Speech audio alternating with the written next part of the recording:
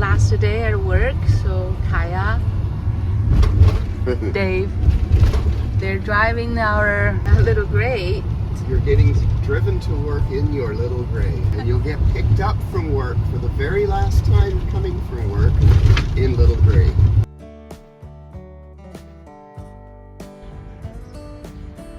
Jenny's last time walking away from the front doors of the office. I said goodbye to work forever. Next day, we started driving to the north. First night, we camped at Burwash. The road leading to the campground was very bumpy.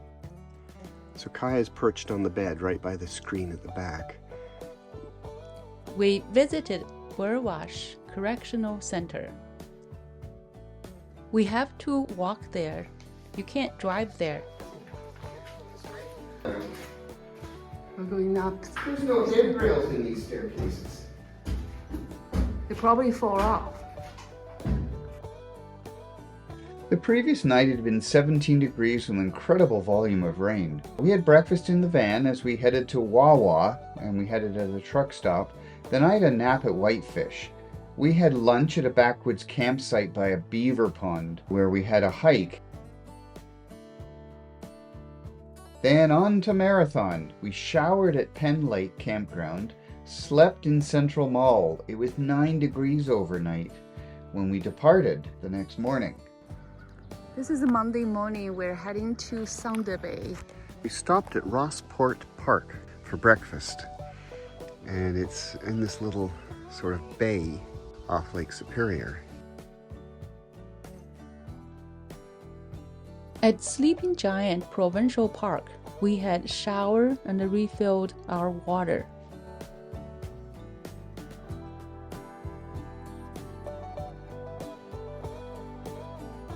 That night, we had high winds. Thunderstorms were threatening.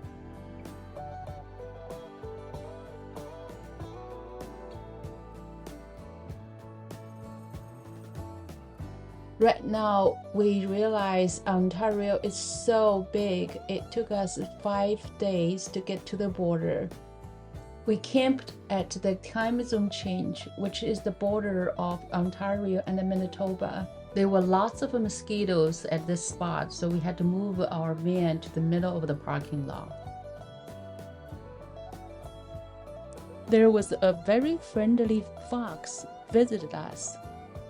What a smart fox. We're officially leaving Ontario this time. 2 kilometers. Have to hope we don't suddenly realize we forgot something. Have to go back. So we've arrived in downtown Winnipeg. We stopped at the power center. We're having a draft. Cold draft beer. We toured the forks. Prairie dogs everywhere.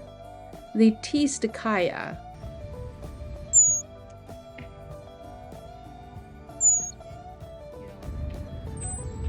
They're making all this noise. Oh, look at that. Next day, we drove to Weyburn, Saskatchewan. We stayed in a park right beside a school with the washrooms, and there was a tornado watch that afternoon, and it rained a lot. What we did today? Well, we started at Winnipeg. We went off course. We went down this road. We went on here. Finally, we got to here, Weyburn. So, we made it to Grasslands National Park. Now we've got some rough gravel road driving to do. It's already there.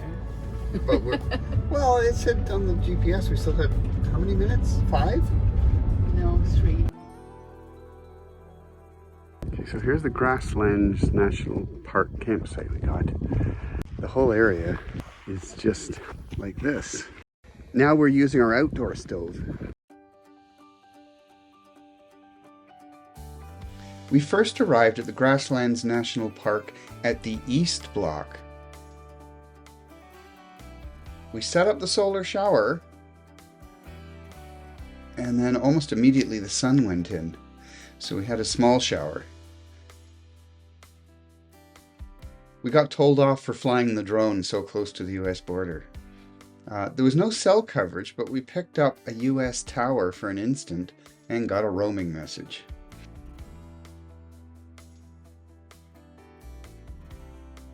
It was windy in the early hours of the next morning. We had breakfast and lunch in the van because of the winds. We hiked the Trail of 1,000 Devils. It was 13 1/3 kilometers and it took us almost 4 hours.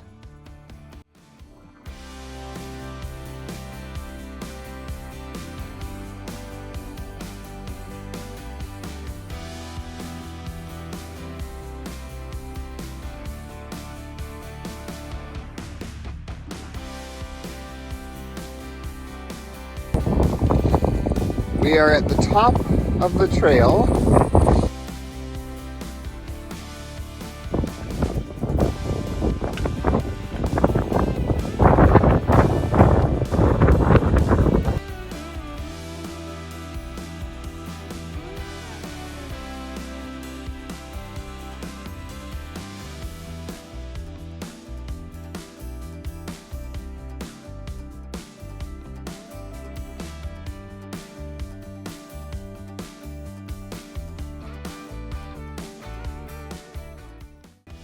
But it was warmer and there was no wind during that night.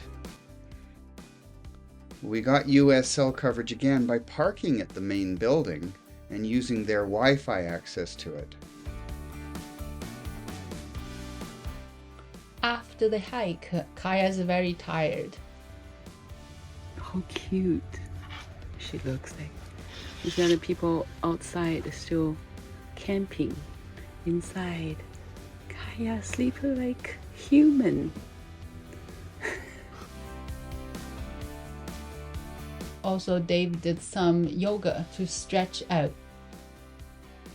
The next day, we drove to Badlands Parkway, which is right beside the East Block campground.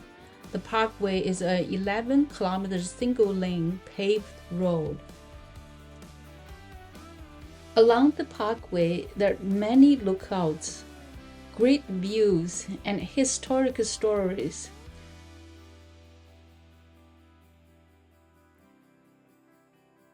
Also, the cactus are blooming. They're so beautiful.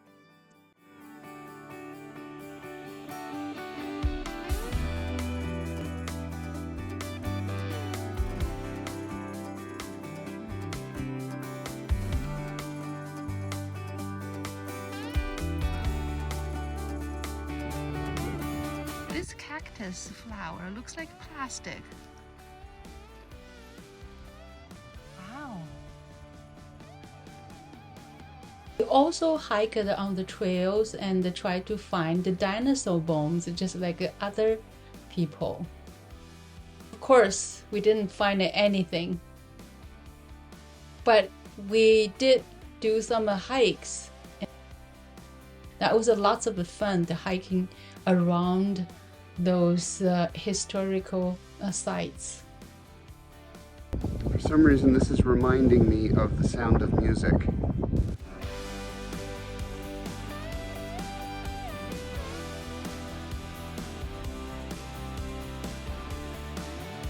Today is July the 2nd. We're leaving Rock Creek side.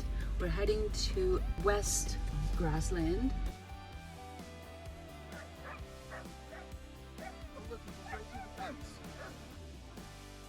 We arrived at the West Block Backcountry Campground, also called Frenchman Valley.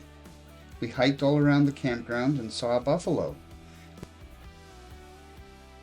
We bought a national park pass and they credited us back the entry fee from the previous side of the park.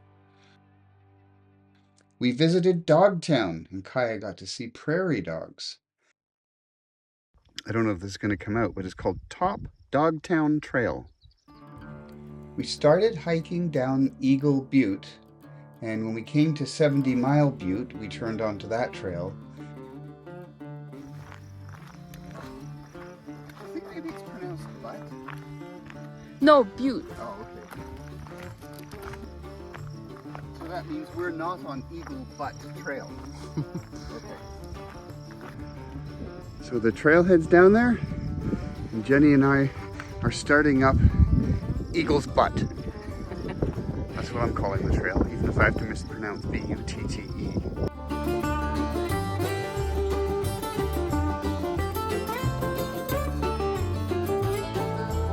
But we were only able to go about 5 kilometers because then we noticed there was a thunderstorm brewing ahead of us, so we turned around and headed back to shelter. We just had a coffee from this place. Very good coffee, highly recommended. So from Weyburn, we went down to Grasslands National Park, and in the East Block, 3 nights, and then in the West Block, we stayed at for 1 night, and then we went up to Swift Current, and we stayed in the Walmart. Next day, we stayed at Cypress Interprovincial Park. So this is our campsite, and that's our gear. Apparently. We had showers and did laundry, then we drove to Medicine Hat at Alberta for oil change for our little gray. We stayed at Walmart in Medicine Hat that night and drove to the outskirts of Calgary the next day, and we stayed at the Walmart right beside the Sobeys liquor store. Then drove through Calgary and headed for Banff National Park.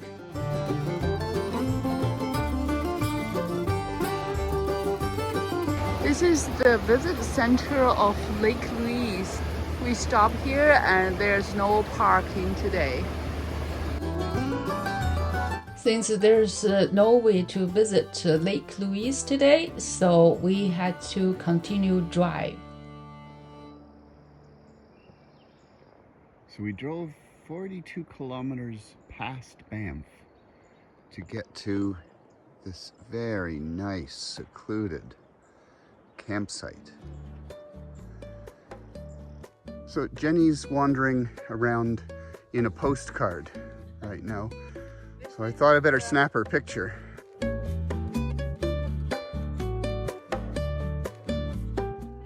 Since here is so beautiful, we decided to stay 2 nights here. The next day, we drove into BC to get gas, the city called Golden. We back to the same place as yesterday, but we camped by the river this time. Kaya is enjoying this river. Jenny and Kaya are having a layout in the shade on a 28-degree day just afternoon. I hate to think what your narrative is. I said you'll show off. Oh, okay. We don't need to use it. Today is Tuesday. We had to get up very early to get to Lake Louise so we can find a parking spot. So, we made it to Lake Louise.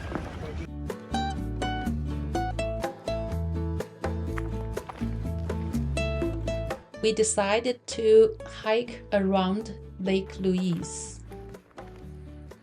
Go before you go.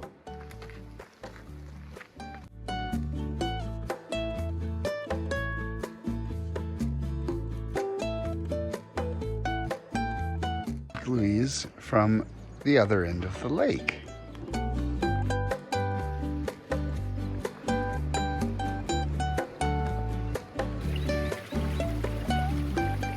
Same river coming into Lake Louise.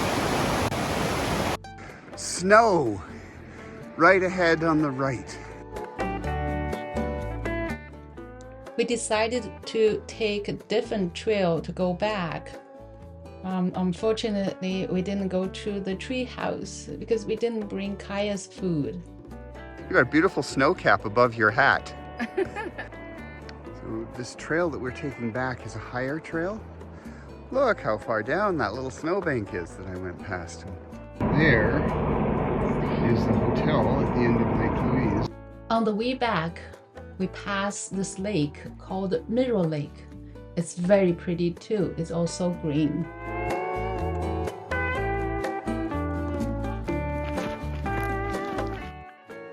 That day, we hiked 10 kilometers and we find a campsite at Tunnel Mountain Village at Banff. Snow up there.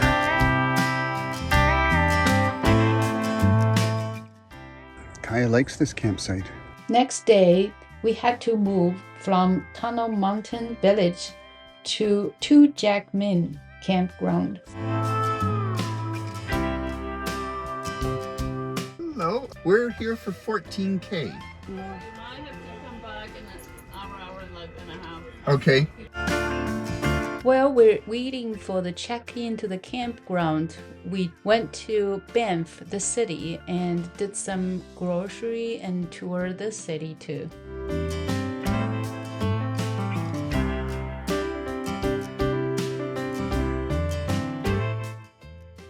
When we check into the campsite, Kaya already very tired. And we've got this really, really good salad. Yeah, we're gonna eat well. After dinner, We're trying to bushwhacking to the lake because the campsite we're at is not close to the lake. it was only 1 kilometer to get to the lake, and also there's a campground beside the lake. The next morning, we just pack up our breakfast and get ready to paddle in our boat. We got our permit going to the water. Kaya's the captain. We had great weather and the view is fantastic. This lake, just like Lake Louise, it's blue or green and it's called Minnewanka Lake. There's Kaya's Titanic pose. Kaya, that's not the ladylike pose. That's not ladylike, Kaya.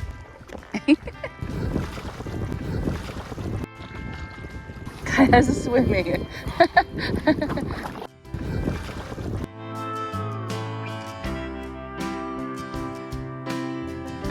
We finally got back after boating and we came to the campsite.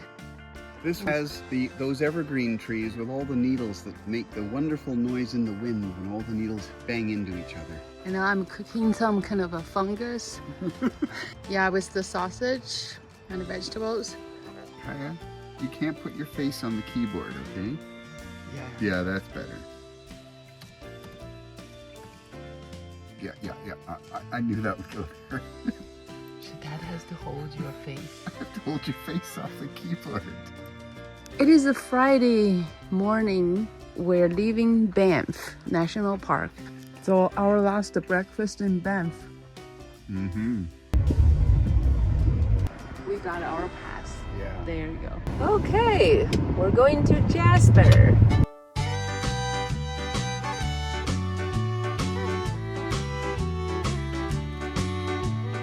On the way to Jasper, we stopped at this public land use zone, which is on Highway 11.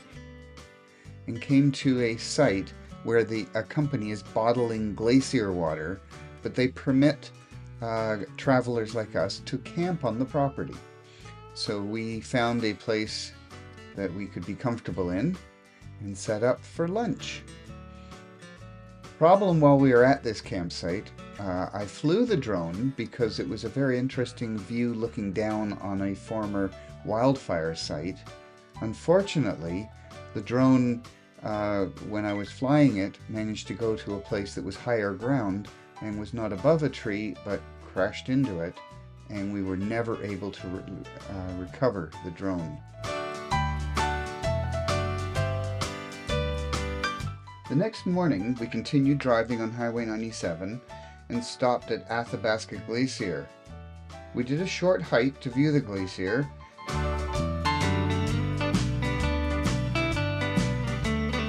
then continued to Jasper. In Jasper, we did grocery shopping and walked through the town.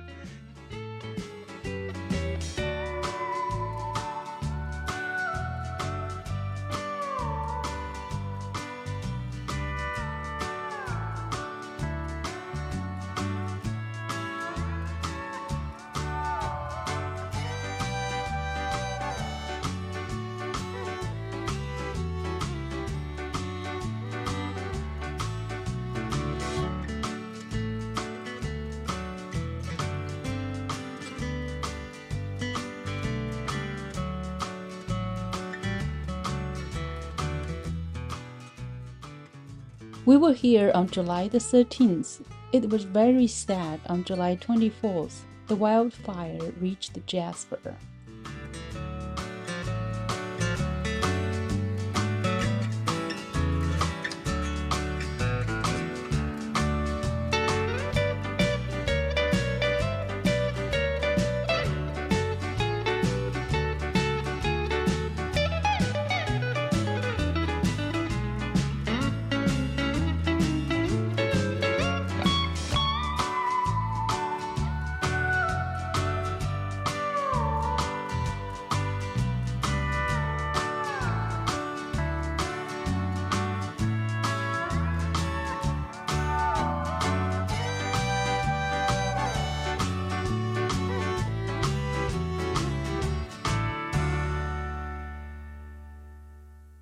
That night, we didn't stay at Jasper and we drove to Hinton and stayed at a Walmart in Hinton.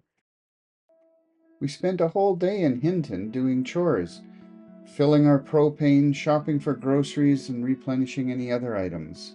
Then, 6 minutes out of Hinton, we found a very nice campsite by a river. This is our home for tonight, Kaya. There were few bugs, but we did set up our shelter so we could cook inside.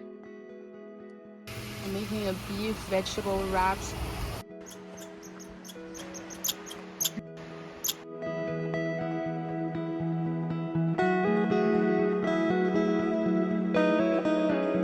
Today's a Monday morning. We're leaving this gorgeous campsite. I really like it. Free campsite. We drove along Highway 40. It's a scenic route to Alaska. The part we were on is also called Bighorn Highway. You see here ears? So it's like, Kaya, you're gonna look, okay? See. Did you find anything? Puppy patty for the dog. For dog. And we're having a breakfast here. Kaya got her puppy patty at A&W in Grand Cache.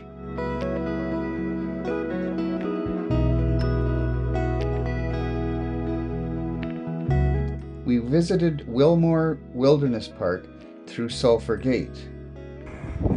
Oh, I caught up to Jenny and Kaya at the lookout. The views were spectacular. The road is not paved, but not too bumpy. It only took a 1.5 hour drive on scenic Highway 40 from Hinton to enjoy this hidden gem of the Northern Rockies where the Smoky River and Sulphur River meet. It's not busy. It was such a treat for us.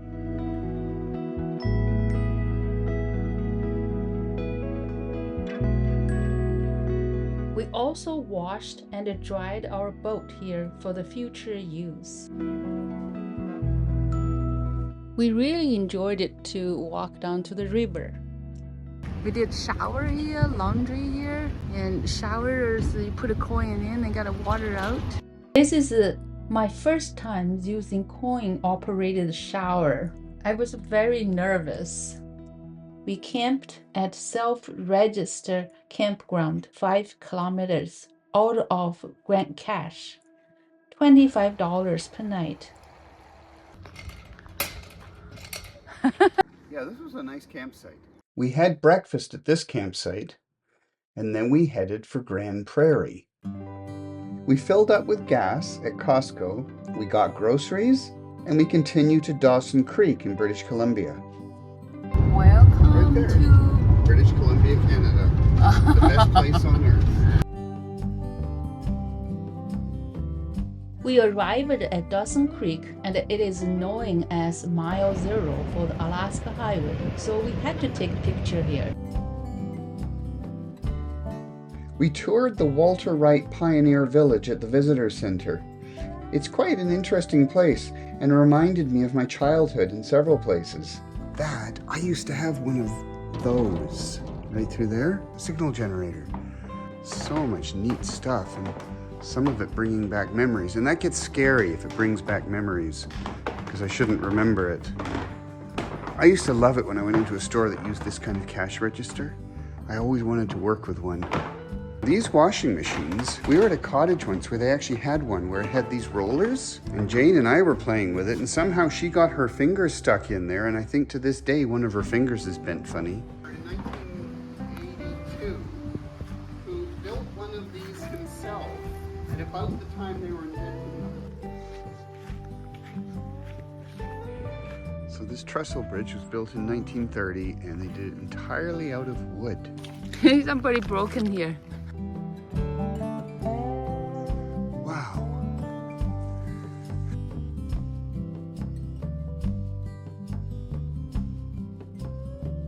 We had our meals at the park and stayed at Walmart for overnight. Then we officially started Alaska Highway. Alaska Highway. And up we go. We made a quick stop at Kiskatino Bridge just outside of Dawson Creek. We didn't go to the historical one, its side closed. We stayed at Inga Lake, free campground. It was very warm and a great campground, not busy at all. We moved back just because there was a bit of a rowdy bunch near the lake who took off shortly after we left. We've woken up the next morning. We're preparing to leave, but somebody is saying, look, if you can be out, I should be able to be out. It was 15 degrees when we headed out at 8 a.m. Soon it was up to 27 and it was dusty. We stopped at a pullout that had washrooms and garbage bins to have breakfast, then approached Fort Nelson. We ran into smoke. We got gas and cleaned the windshield of bugs at Fort Nelson. Then we had to drive out of town because of the active wildfires. We went quite a way north hoping to leave the wildfires behind. After an hour of driving, we stopped at the top of a hill. The air was a little better, but there was still an active wildfire being fought upon the hill and down in the valley. So essentially, we tried to escape the wildfire and ended up parking at a place intending to stay the night that was right beside an active wildfire, which happened to be out of control. We continue driving out of the wildfire. It's all clear now.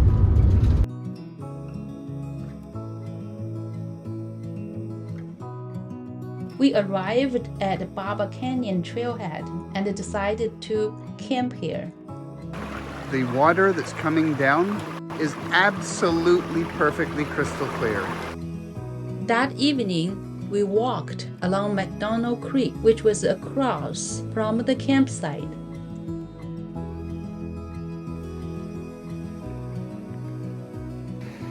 The next day, we hiked to the lookout on Baba Canyon Trail.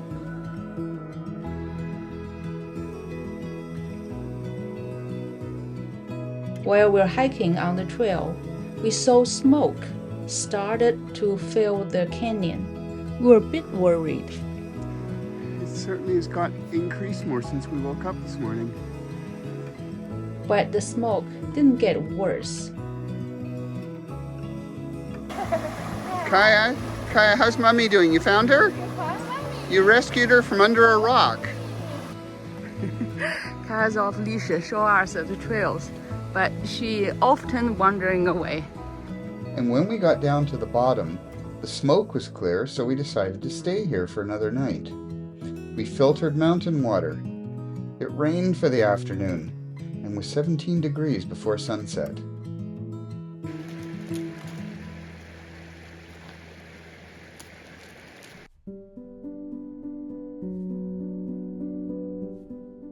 Next morning at 7 a.m., the temperature was up to 10 degrees. Then we went onto Watson Lake. The road was beautiful with lakes, mountains, and animals.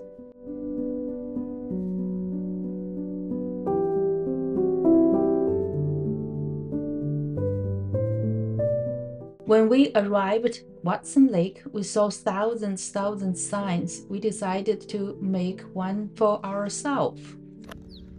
What you got like that? Well, we have to write on it yet. We're making the sign.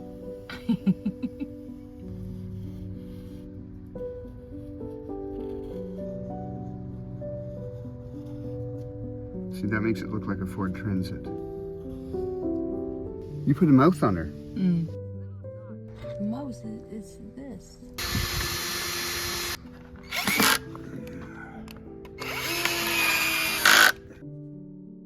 We also camped here and took a shower at Recreation Center. The next morning, before we left, we checked the sign, but it seemed the wildfire followed us. We thought we were well out of the wildfire smoke. Got up this morning. It's smoky. Yeah, the horizon is smoky. We got gas and groceries at Watson Lake, then drove to Rancherie Falls for dinner. After dinner, we hiked to the falls.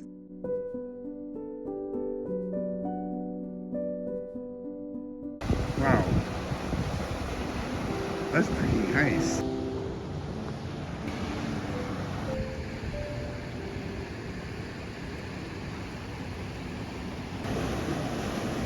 A waterfall coming into this whirlpool. Then drove another hour to Molly Lake for the night. You park a little gray there. This is our home for tonight. The next morning, Kaya had a great time on the beach. That's just a rock. What you scared about? It's a rock. It's a rock, Kaya. We had a good chit-chat with the locals, and they told us we should stop at Teslin. There's a bit of a path that goes up here. Oh, Always really? along the ridge going here. So we did. Teslin is a small village in the Yukon Territory at mile 804 on the Alaska Highway. We walked around the village and had breakfast there. Then we took Kaya to Teslin Lake and let her dip her paws in the lake. Kaya, get your foot in the Teslin Lake.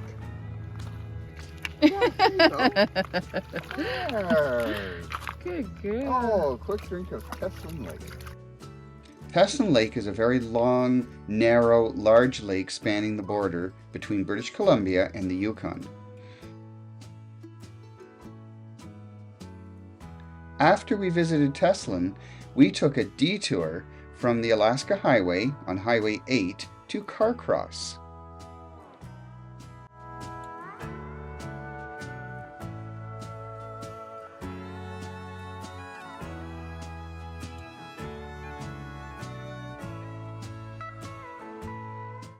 We camped at a Carcross campground. Kaya had a good run with the local dogs. After dinner, we walked to Bennett Beach. This is a large, long, sandy beach with clean water and beautiful mountain views. Dave really enjoyed their log cabins.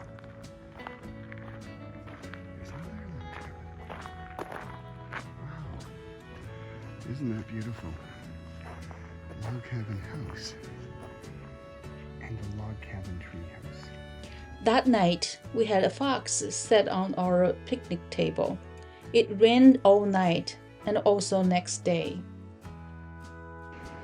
So we stopped at Carcross Desert because the rain that's been going on since yesterday evening has let up.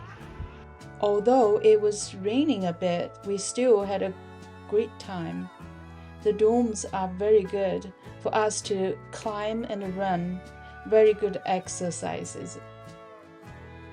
Since we had a great time at this desert, next day we came back again. Is Jenny happy? Yeah. I'm happy. There's no bugs. And no rain. And it's not hot. Good job. We went to the visit center and they told us because the landslide towards Skagway and the road to Skagway is closed.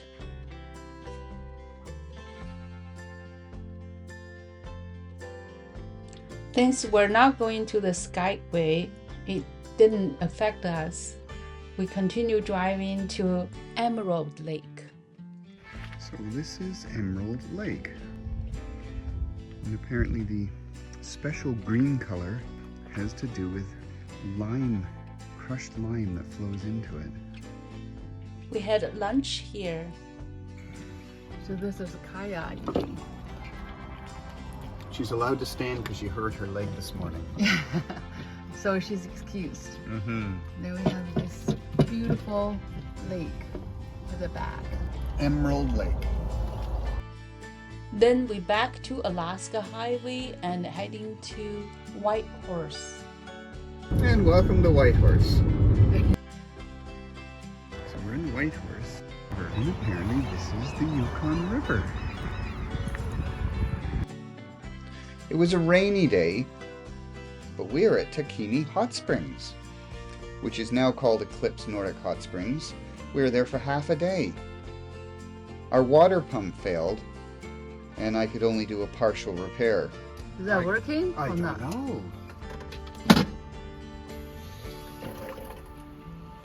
We stayed at Save On Foods. It was 15 degrees overnight. The next day we saw the Klondike 2 riverboat.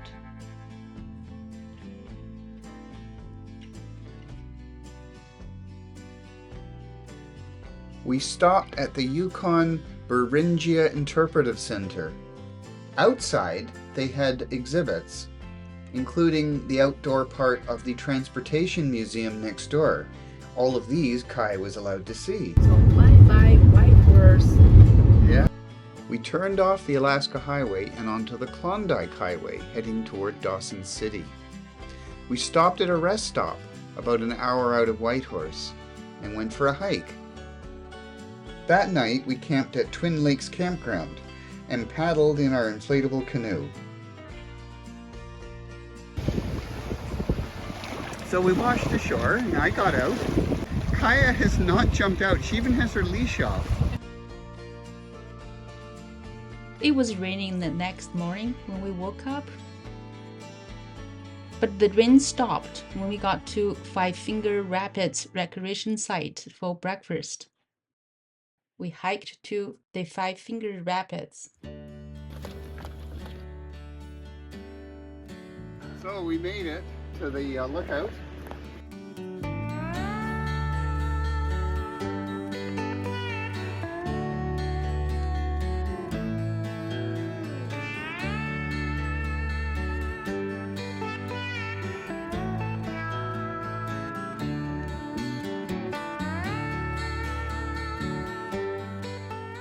But coming back is quite a cardio challenge.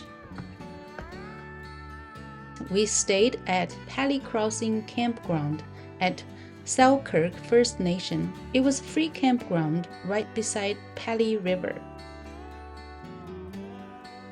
We tried to walk on the bridge that was beside the campground, but we got scared. And the problem... Oh, I see what you mean, Jenny. Yeah, yes. Oh, you look down and, okay, it doesn't come out on camera, but wow. And Kaya can't walk on this, and now Jenny's saying she can't walk on it. This is 11:15 outside. On the way to Dawson City, we did see some small patches of wildfires.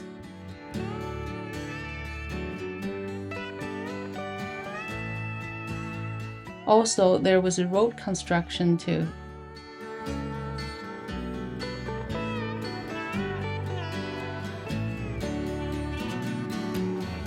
We arrived in Dawson City on Sunday. Unfortunately, their liquor store was closed for both Sunday and Monday.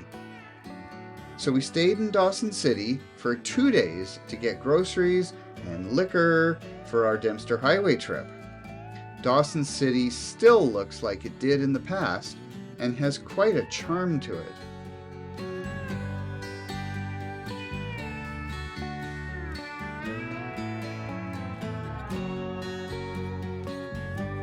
When we tried to buy eggs, neither grocery store had any.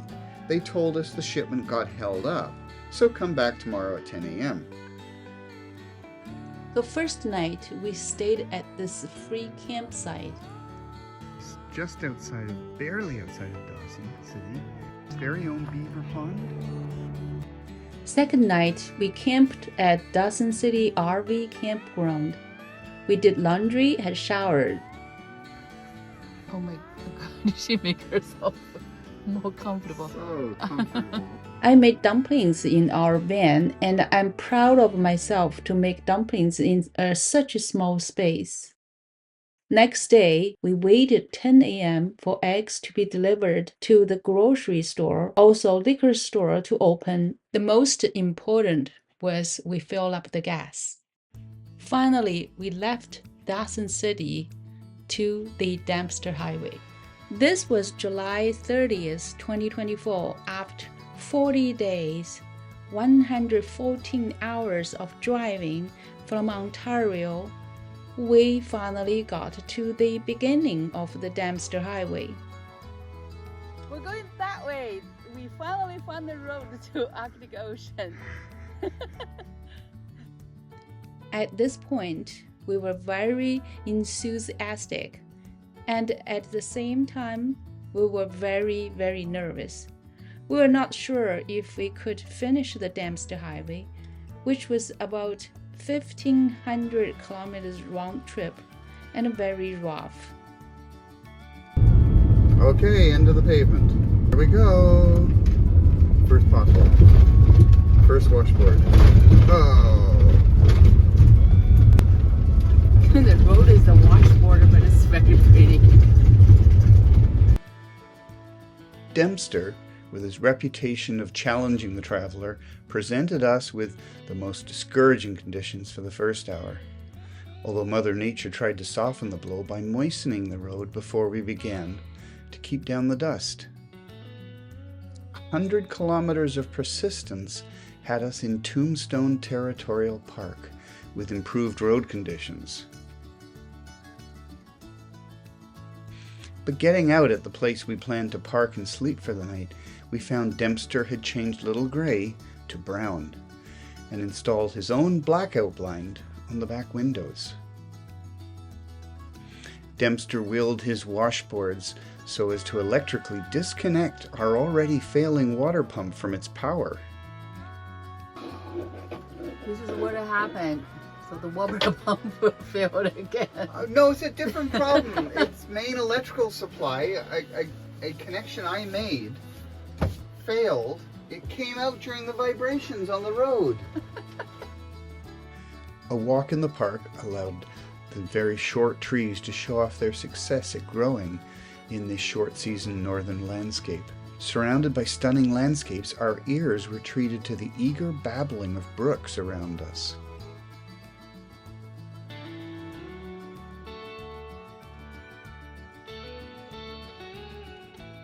As if determined to communicate to us that plant life was abundant and varied up here, some flowering plants went all out and colored themselves completely.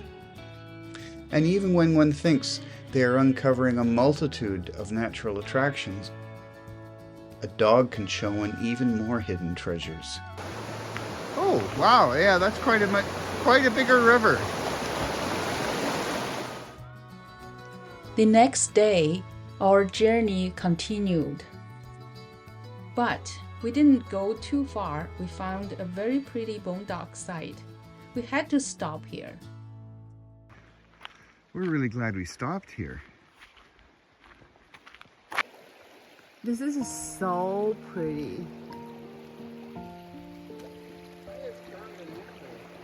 But it was too early for us just to stop here today. We had to continue to drive.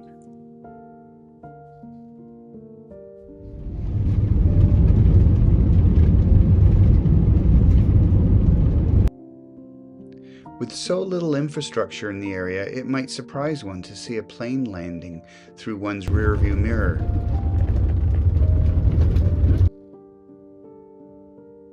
And as if Mother Nature is afraid everything else here looks so pristine, she causes one river to become thick with red-brown sediment and then dumps it into the crystal-clear river it joins.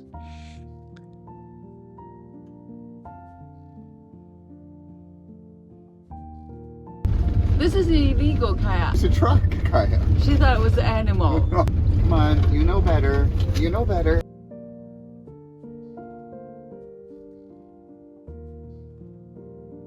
The Dempster Highway is continually undergoing maintenance to its surface, being done in sections, and along with changes in weather conditions, presents each traveler with their own unique experience, combining fair and bad conditions alternately.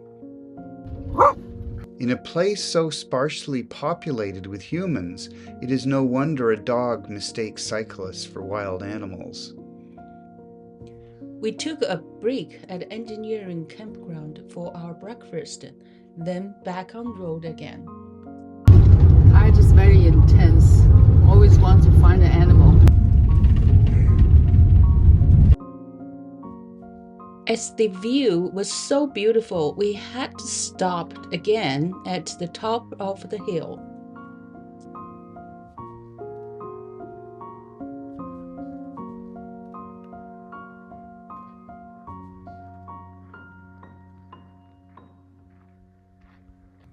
I'm on the top of a mountain that is next to the Dempster Highway. I don't know, can you see the highway?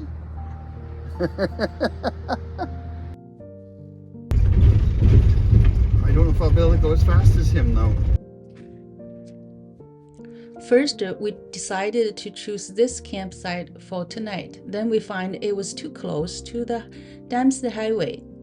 We could do better. We're thinking this is a boring campsite. We're probably going to move on. So we moved to the place that probably can see northern lights, but it was too bright to see them during the night. The next morning, it was light rain. We had a short drive to Eagle Plain for breakfast and the gas. I ordered Arctic Circle.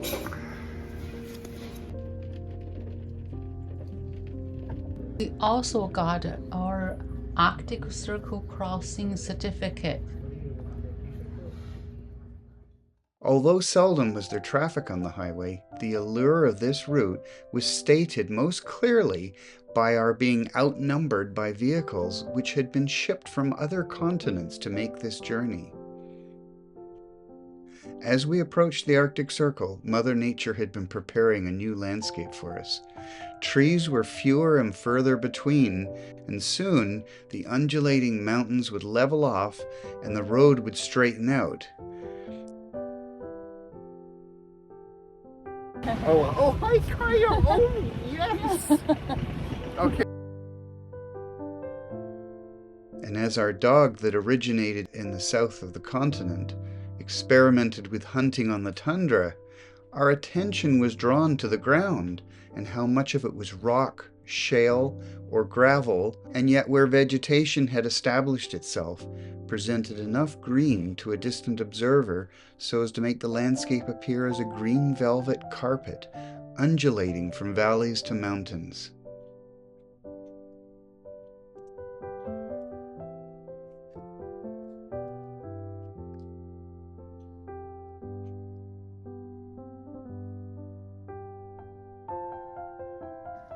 Kaya is gonna eat at Arctic Circle for your breakfast.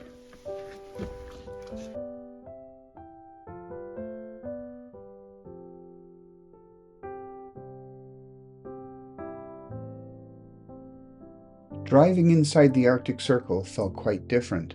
The valley was perfectly flat and expansive, while Dempster was perfectly straight. The ground was covered in grass in place of the bushes and occasional small tree from the past. Stopping at the border between Yukon Territory and the Northwest Territories, we were presented first with a fierce wind. It's very windy. It's just wind. And second, with a road sign giving the distance to the end. In an area with one dead-end road, the only navigation information that could be given was distance. We had traveled about half of Dempster's length.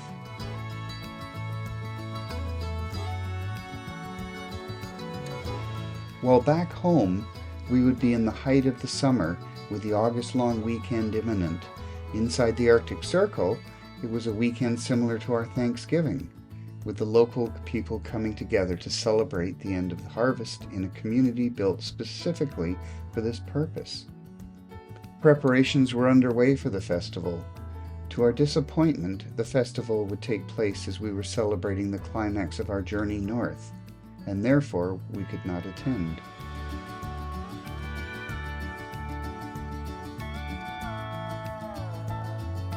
Dempster encounters two large rivers as he pushes north, and Little Gray was forced to turn aquatic for a gentle lift over the first river, a route which will change dramatically as winter moves in.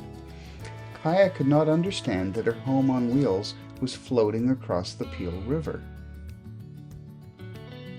While the first half of our journey encountered no settlements other than a park and a service station, we now encountered our second since entering the Northwest Territories, with Fort McPherson providing a free campground for passing travelers. We stopped on the shores of the Peel River for Kaya's evening walk. Peel River. Okay, that's far enough. There you go. Oh. And then settled as the only campers in the free campground on the other side of the town. To our surprise, the vegetation was very similar to bushes and softwood trees from back home. But unlike home, the sun was glowing red at midnight, and darkness would evade our campsite as the sun rested at the horizon for a few hours before our beginning a new day.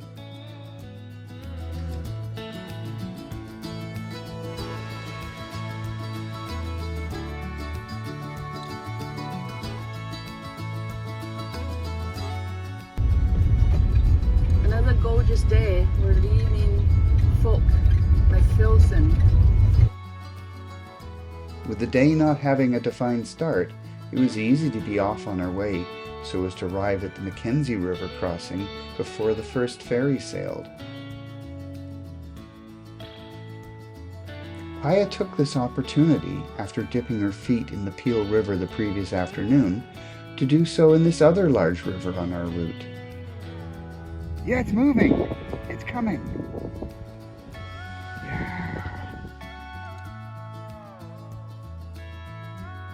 And so we passed the third town since leaving Yukon Territory. The engines began to rev up even before we stopped driving to the front of the ferry, we being the sole passengers for that crossing. As with the previous night's campsite, neither of the ferries had any costs associated with their use.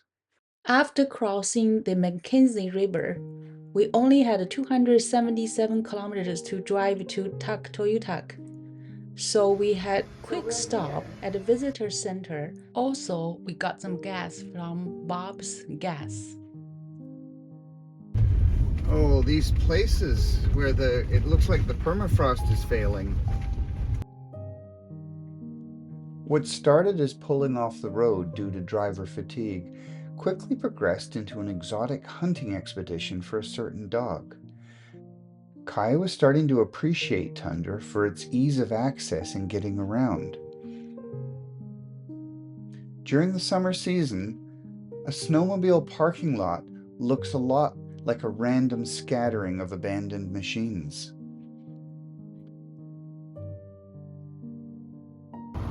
That is the first size of Pingo. As we get close to Tuktoyaktuk, Mother Nature worries we will forget we are driving on a land of permafrost beneath the luscious green tundra around us, and so she allows great mountains of ice to project above the landscape as a reminder of what lies beneath. And so the area was declared the Pingo National Landmark. As we pushed closer to our destination, lakes became more and more abundant, leading one to wonder at times if this is land intruding on the water or water intruding on the land. Dempster now has to meander among lakes, taking many twists and turns to get closer to the Arctic Ocean.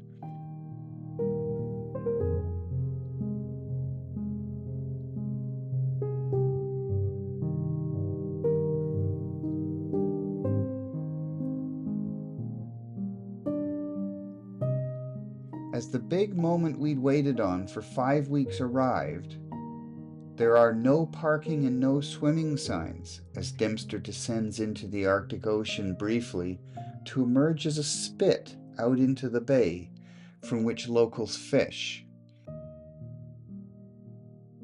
This is truly the end of the road to the north in Canada.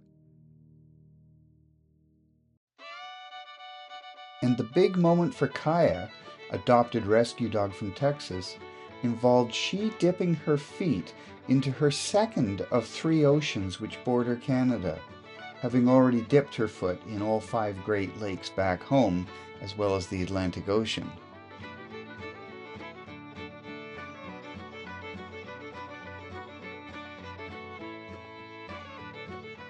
While we expected not to meet anyone we knew at the end of the road, we knew these 3 camper vans which passed us, and stopped where we stopped at various points up this almost 900-kilometer highway. Facing Dempster in the front and the Beaufort Sea of the Arctic Ocean out back, we settled into camp at the end of the road.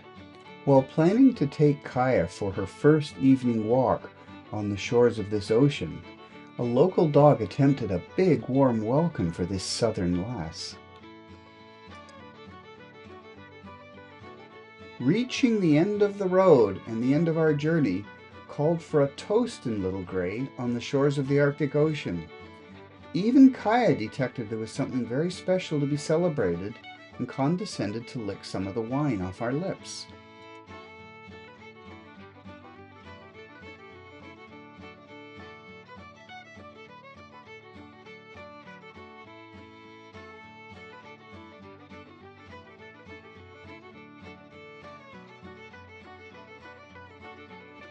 The only way to establish one of these campsites was occupied was to park in it, so leaving to find the car wash was risky. Oh, it's so cold! Oh! This meant bringing frigid cold water to the vehicle and washing it in place.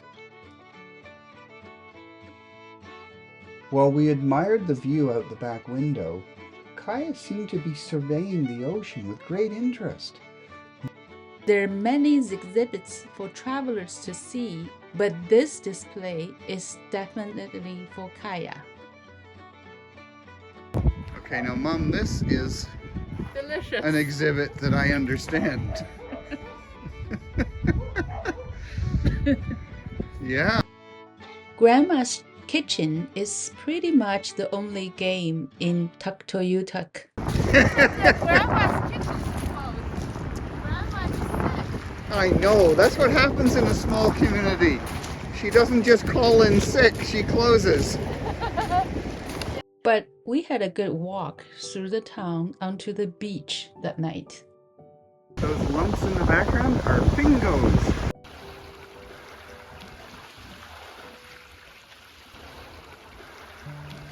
While Mother Nature presents most travelers at this time of the year with wet and windy conditions, on her second morning she decided to justify our long journey to this point with a calm and cheerful atmosphere that was inviting outdoor cooking by the seashore.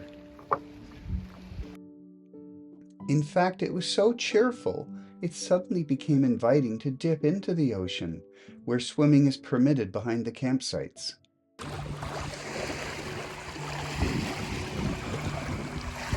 Oh my gosh.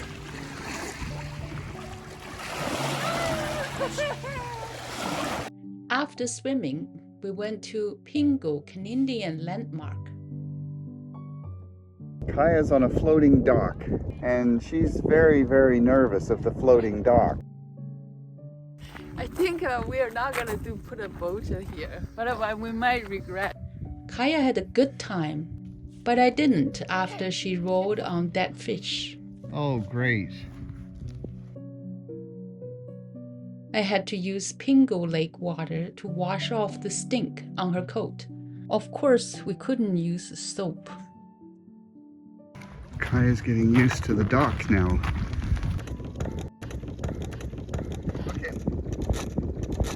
Walking from our campsite at the end of the highway into the town, we explored things aimed at visitors as well as residents.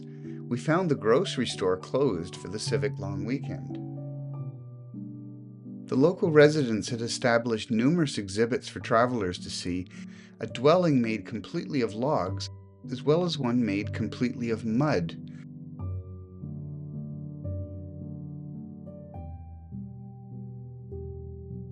And a monument to historical leaders.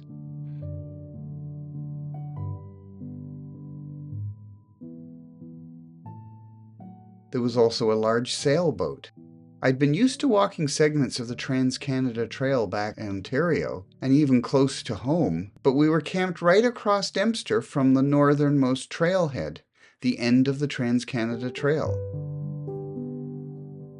After barking off all the local suitors, Kaya basked in the Arctic sun for a nap. As far north as a dog from the south can go in Canada without paying airfare. Tires had to have air added due to the lowering temperature.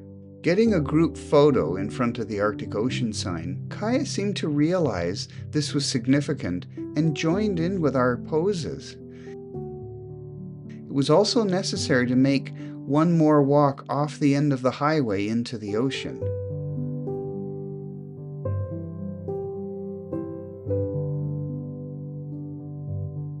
After posing under the midnight sun, it was only a quick nap until sunrise, both of which were made very spectacular by the weather conditions our second night. After 2 nights at Tuktoyaktuk, it was time to leave, even though on the second morning it appeared the day would be sunny. So it's the last morning. We're staying in Tuktoyaktuk. Last look at the Arctic Ocean. And there we have it.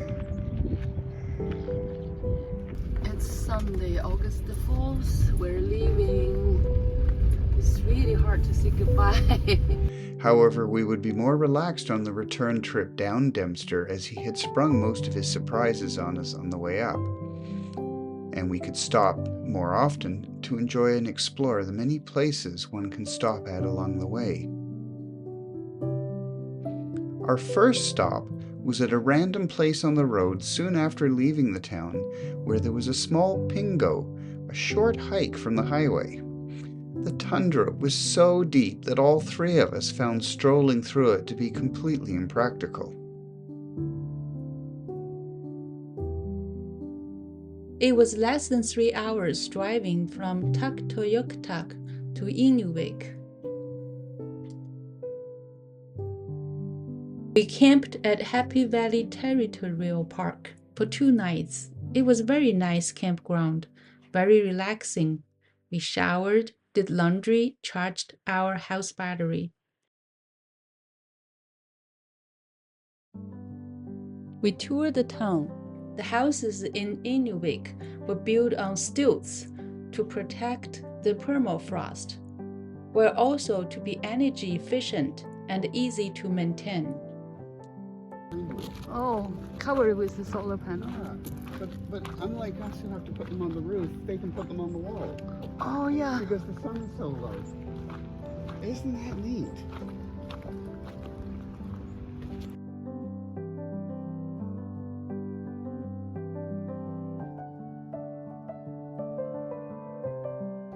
It looks like a very, very nice restaurant here, right across the campsite, but it seems closed.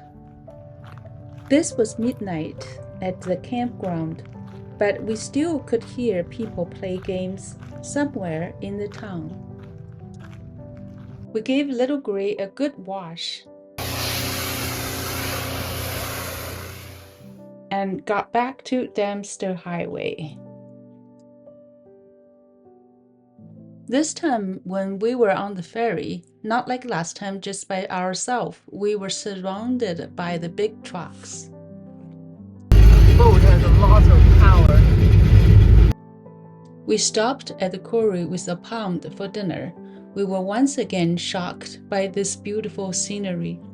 I had to swim in this green and blue pond.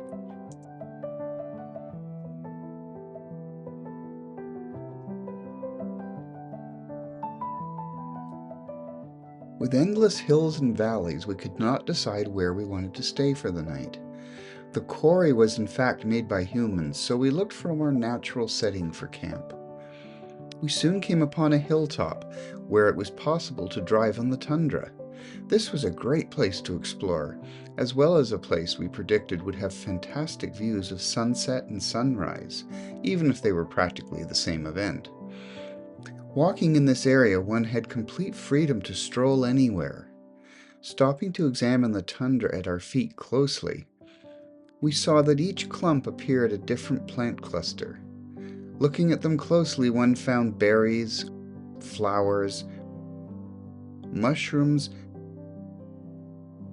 and even a few bones. Oh, this water is from the bottom of the ice. It's pretty cold. Very cold. So it wasn't rain. Mother Nature showed us a warm and comforting sunset which melded slowly into a sunrise.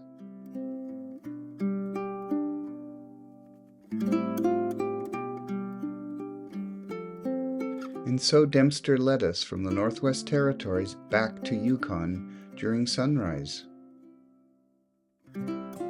But Dempster judged we had indulged in Mother Nature's hospitality excessively and corrected things with a leak in one of our tires.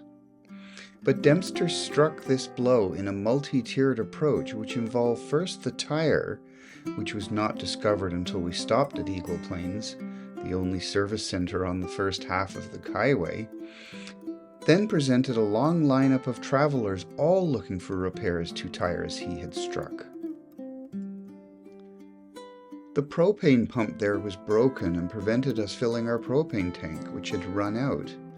We did not succumb to Dempster's rushing us to the beginning of the highway, as we had half a pound of propane in canisters for our portable stove and so simply had to cook outside. We're running out of the gas, so we have instant noodle soup.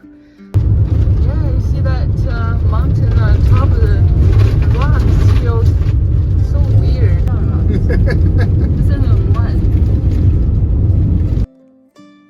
Our last night on our trip up and down Dempster nestled us in a stand of trees next to a river in which Jenny bathed and a muskrat swam by.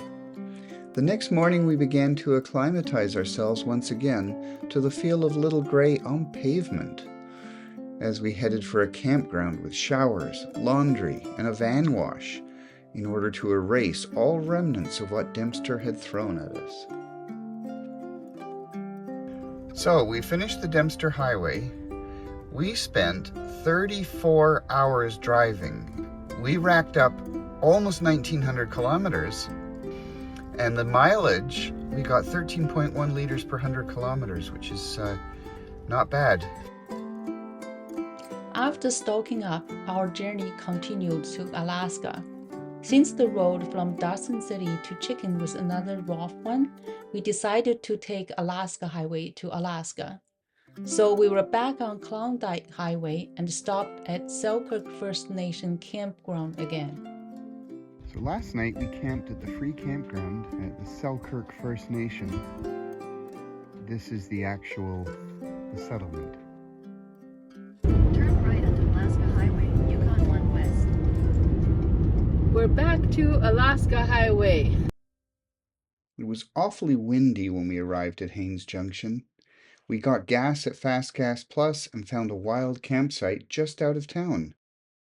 We saw a thunderstorm in the distance there, and we were treated to a double rainbow. Next day, we arrived at the US border. We had to take a picture at the Alaska sign. So here is the back of the Welcome to Alaska sign, absolutely covered in stickers. And so we're going to do the obligatory tourist picture. Kayak crossed the border smoothly under the new rules for pets. Hello. Pretty good, thank you. I go 2 years. It's right below. Perfectly healthy to me. Oh, well, she's looking the other way. We made it to Alaska, and the first stop was at an abandoned airport strip in Tok. and had a breakfast at Sourdough Campground. How was the sourdough pancake? Very fluffy. It looks like everybody is here. It's all tourists, even the staff. We saw a big black bear crossing the highway. The little gray stayed in this free campsite next to a mountain peak with snow on it. So we're just up from Tok, Alaska. It was 2 degrees that night. We stopped at Crystal River Weeside for breakfast. Kaya had a good walk at the riverbed. We got to the end of the Alaska Highway. At the visitor center, we got our certificate for finishing the Alaska Highway mile 1422. At Delta Junction, we saw Trans-Alaska Pipeline first time in Alaska, crossing Tanana River. Here's where we stayed today. That night, we stayed at Quartz Lake State Recreation. And it turns out we are the only guests in the campground. And hiked on the trails of this area. And of course, Dave found another cabin he really find was very interesting. On the way out next day, we saw a moose and got really close to the Trans-Alaska Pipeline. We arrived at Fairbanks and did shopping at Costco. Little Gray had her second oil change on this trip at Seacon Falls, Lincoln. We camped at Pioneer Park and celebrated Little Gray's 1-year anniversary. Next day, our fridge blew fuse and stopped working. Dave spent most of the day working on the fridge. At the same time, Kaya and I walked through Pioneer Park. Dave was very frustrated as nobody knows how to fix this kind of the fridge. But later afternoon, he did fix it and it started working. Since our fridge started working, we drove to North Pole to visit Santa. Kids in the North Pole still have to go to school. They have candy canes at the bottom.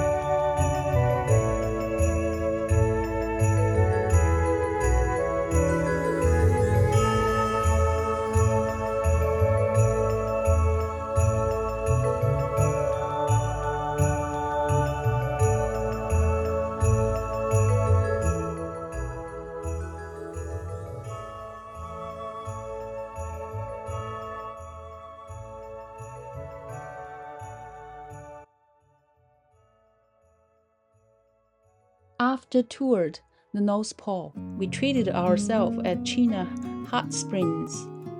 Definitely worth the visit. We also hiked on the trail in the mountains with Kaya behind the resort. Since Kaya got a good walk, she was happy, stayed in the Little Gray, and we were back to the hot spring again. The night we camped 7 miles down the road from Chena Hot Spring. The next morning, we had a good view of a moose and the swans. We continued towards the beginning of the James Dalton Highway, just wanted to taste of it.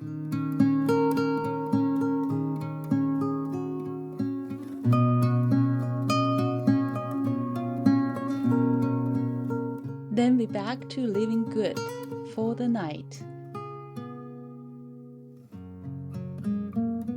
After driving up to the Dalton Highway, We found a wild campsite across the road from the Wickersham Dome trailhead. it is the parking lot for an access road up to the Alaska pipeline. And so now Little Gray's camped at the end of it. And then did our evening dog walk as a hike up this trail. We hiked to the top of the first hill on the trail. Looking around at the similar hills in the distance, we felt we were wandering around at the top of the world. Fox, Alaska now rates high with Kaya. Kaya was immensely energized on this trail. There was so much she was determined to investigate. This is the trail just the north of Fairbanks. We crossed the highway to find the Trans-Alaska pipeline, but we didn't. They might be under the ground at this section. We were back to Fairbanks again. We stayed at the Tanana Valley campground to shower, do laundry, and charge battery. At this point, we had finished the northern part of our Alaska tour. Next, we drove towards South Alaska. The first stop was to be Denali National Park.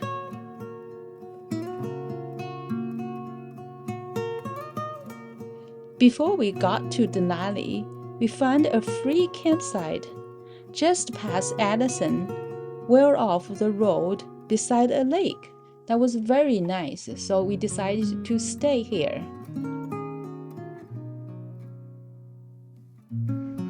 Ducks swimming around, hanging around at about that point.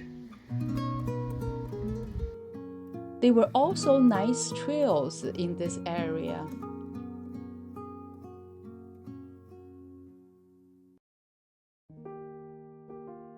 We were excited to arrive at the park, which boasted the tallest peak in North America. However, Kaya was not to enjoy it, as the national park system in the US is so unaccommodating to dogs.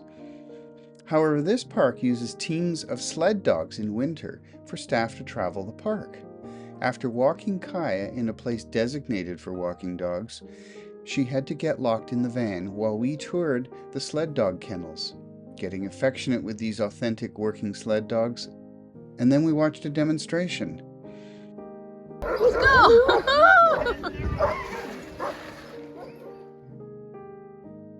While the park system punished Kaya by making her stay in the van while we hiked the magnificent Savage River Alpine Trail, Mother Nature punished us by blanketing Denali Peak in cloud cover for our entire visit, while we had to listen to yelping from Kaya fade as we departed on a magnificent hike with great altitude gain and spectacular views.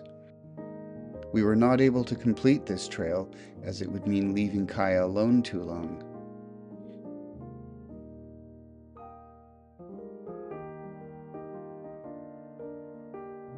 The following day, we hiked at the other end of the trail from the day before. We used the shuttle and left Kaya in the van at the visitor center so she would not see us hiking without her, and she slept in the van while we were gone. But again, we did not dare hike for too long as Kaya was not with us.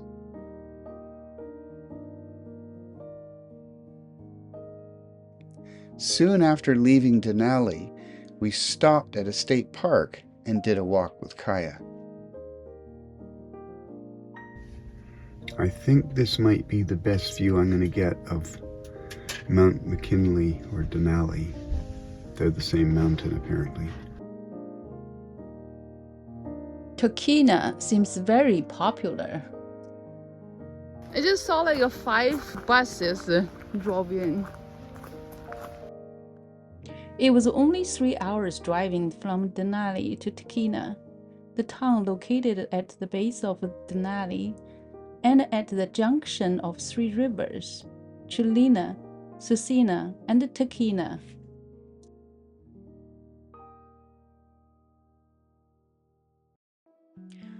Tokina has a small town charm, where we had pizza, ice cream,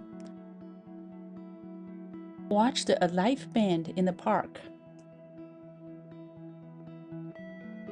And it included kaya as we chatted with the locals on a pub's patio with a central fireplace.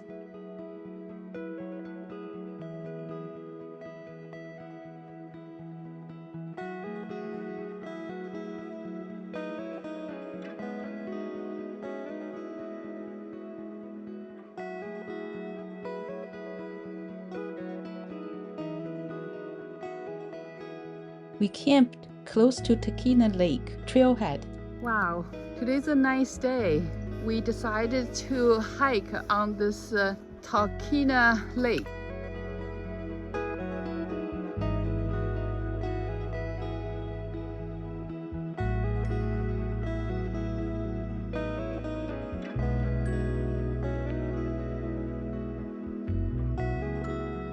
We left Tahkeena and camped at Willow on a creekside, then continued driving to Wasilla and stopped at Walmart.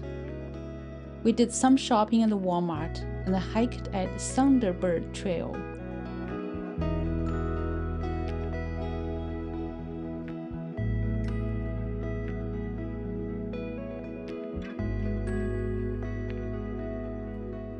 We got free water at Palmer. Then we got to Anchorage and stopped at a visitor center.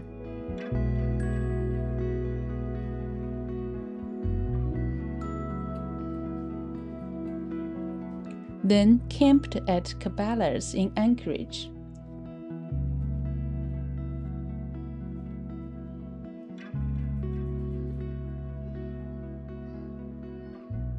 It was a nice day when we were driving towards Whittier, but the weather changed as we got close to the Anton Anderson Memorial Tunnel.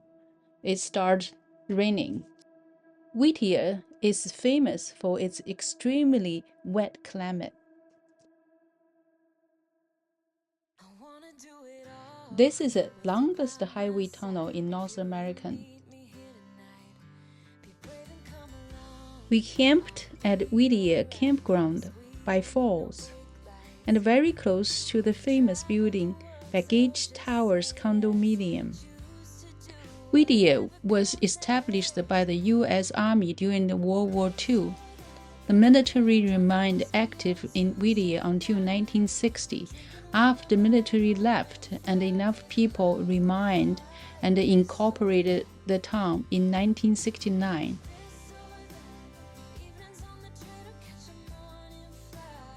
Today, about 272 people live in this town, and almost all of them living in this building. It was called Hutch Building before.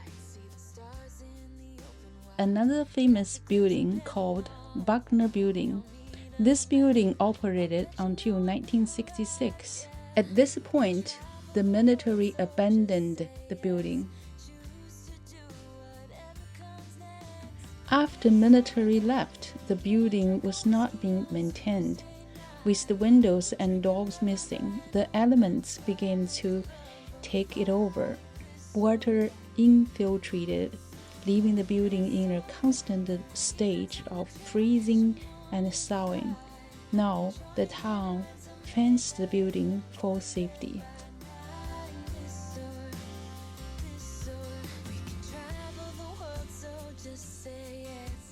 Because of heavy rain, we only hiked a small trail beside the campground. We had to see the town from inside Little Gray because it was pelting rain round the clock.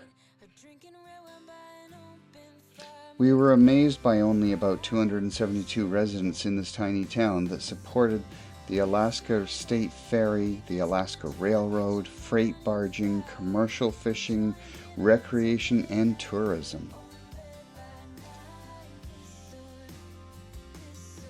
There's so many trails in Whittier, but we didn't hike none of them. At the time we were leaving, it was still raining. This time going through the tunnel had absolutely no lineup. It was quite easy and even nobody checked the ticket.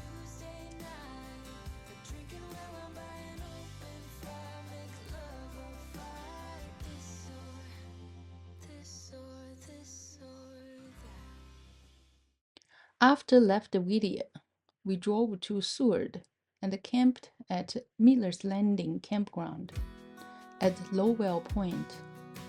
The road from Seward to Lowell Point is not paved, but only 2 miles long.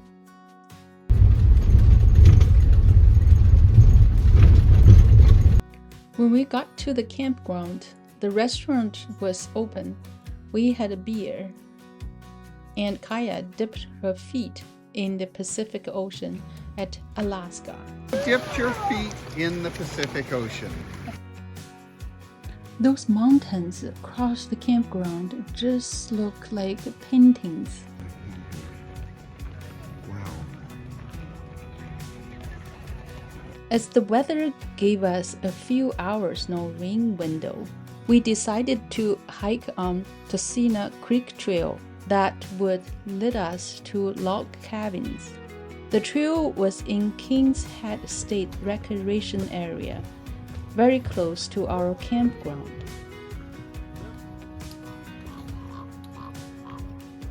See the salmon? Wow.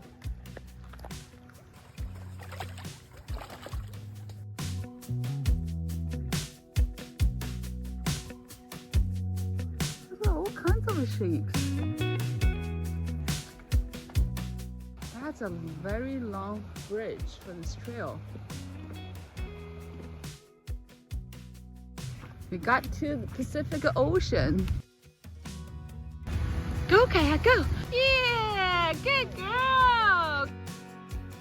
We found a cabin that was perfect for us. It's got 2 double bunks, 2 single bunks, a table, stove.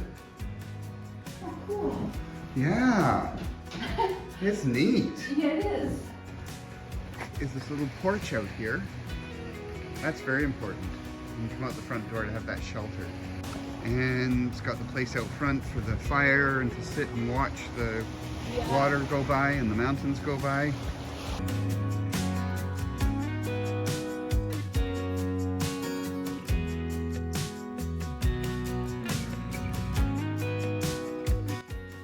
After we had hiked, we left Lowell Point and returned to Seward.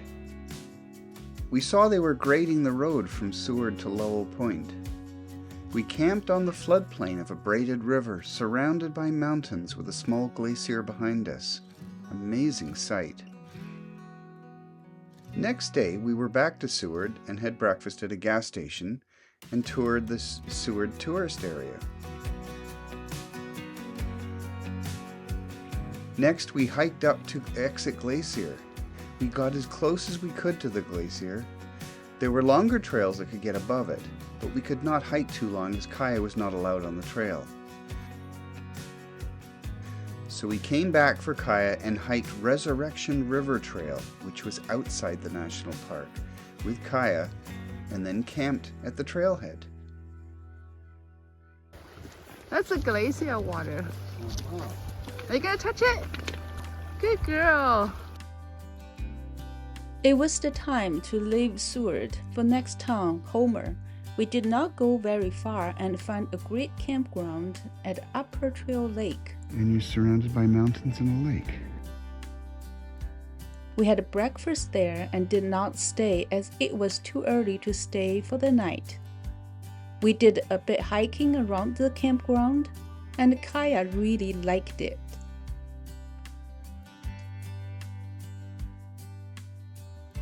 We stayed at Watson Lake, Alaska for tonight. It's beautiful here. This is our campsite. Kaya has been spoiled. Her food is right in that pot right there. That's a lot of chicken in there. I'll let you clean the pot. When? When, Mom? I'll go for cleaning the pot, but I need to know when. How about now? There were only 3 campsites at this campground. We were lucky got the last one. After us, there were still some campers came and left since no more sites available. Nice area for walking kayak.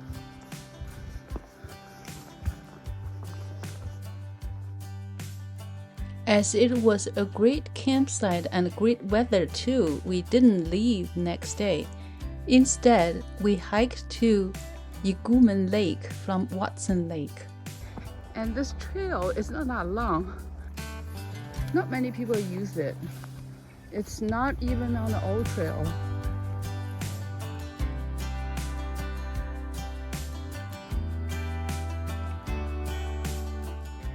We came back from hiking and ironed out our boat and enjoyed the campground and did some cooking and filter more water.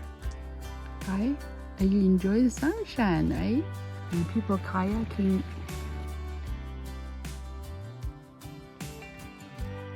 On Monday, September 2nd, we drove to Castleoff River Recreation Area and got ready to camp there. As we were backing into the campsite, little Grace started with unending alarms that could not be silenced, saying the parking brake had problems and needed immediate repair. We quickly located a Ford dealership at Soldotna and camped at Edgewater Lodge and RV Resort just down the road from the Ford dealer. This campground would be closing for the season on September 3rd. We were their last customer.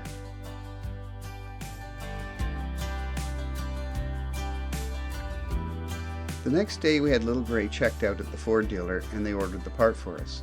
We moved to Centennial Campground and Boat Launch, still in Soldotna. It was a large campground with a variety of different sized sites right on the Kenay River for fishing.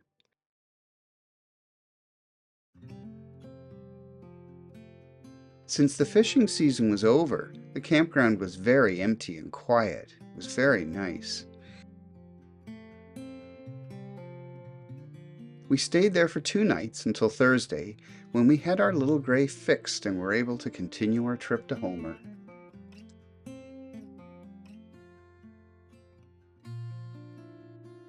The Ford dealer didn't give us directly answer what was wrong with the brake. Was Little Gray hit by a rock, or was the quality issue that Ford needs to improve the brake to handle more rugged road? This morning when I was talking to her, she said they get this all the time. They're thinking that maybe someday Ford will build it a little differently so it's a little more rugged. When we got too close to Homer, we stopped at Whiskey Gulch Campground for the night. It was a beautiful campground directly on the beach. Wonderful view. You can stay 14 days free. The road led to the campground was a bit steep, but Little Gray did a good job. We drove all the way to the end of Homer Spit the next day, and wow, it was a beautiful driving.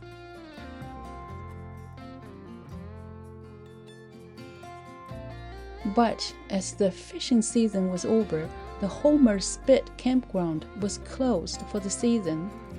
We had a breakfast at the end of the Homer Spit, enjoyed the Pacific Ocean, walked through the beach with kayak.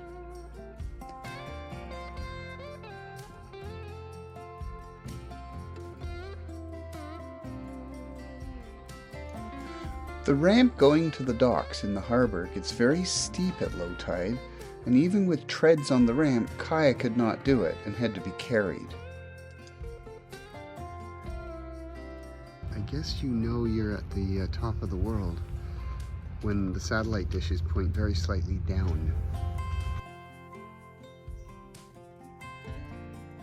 The Salty Dog Saloon was disappointing in that Kaya was not allowed inside. Many shops and restaurants have been built on stilts at the edge of the spit so as to increase the usable real estate that attracts tourists.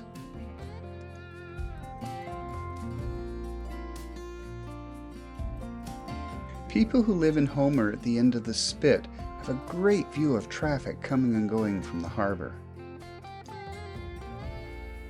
That night, we camped at Ocean Shoals RV park with hydro shower and a laundry.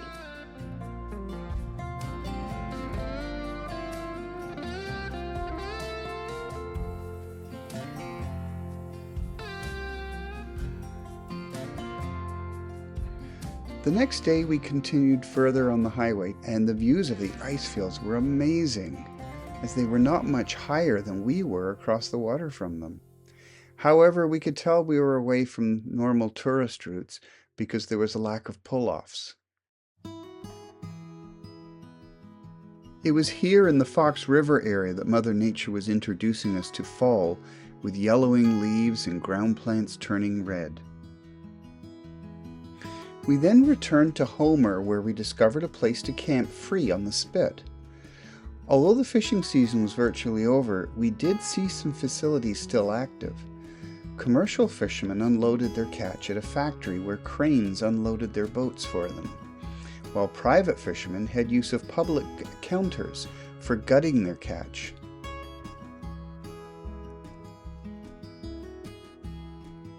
When Kaya was allowed off leash on the beach, she had no appreciation for the beauty of the mountains, ice fields, and glaciers in the background across the bay.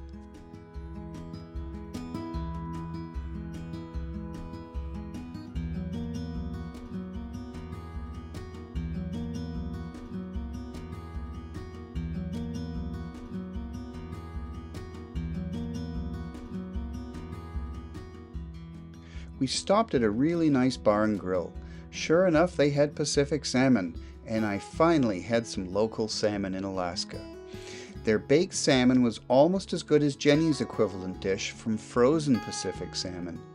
The bar also had a small menu of meals for dogs. However, well-exercised Kaya was not up to waiting for our meals to be cooked and had to be taken back to Little Gray to have her usual dinner and then to rest. So on our second day in Homer, going down to the harbor and walking along the dock, it was at high tide, and the ramp in the distance was not nearly that steep and Kaya could go down it. And the previous day, Jenny had touched one of the poles at the side and found it was all slimy and gooey. Today, with high tide, the slime was all covered up with water, that this was just clean poles. Today we're leaving Homer. This is the last view of Homer Mountains. I'm just in awe of the view, especially up into that ice field. It's not that far above sea level. On the way to Anchorage, Kaya found some swans in the lake. We stayed at Cabela's in Anchorage and did shopping at Costco and got fresh wild coho salmon at Costco, and we were so happy. Then we headed towards Valdez. The view from Anchorage to Valdez had been changed to 4 colors.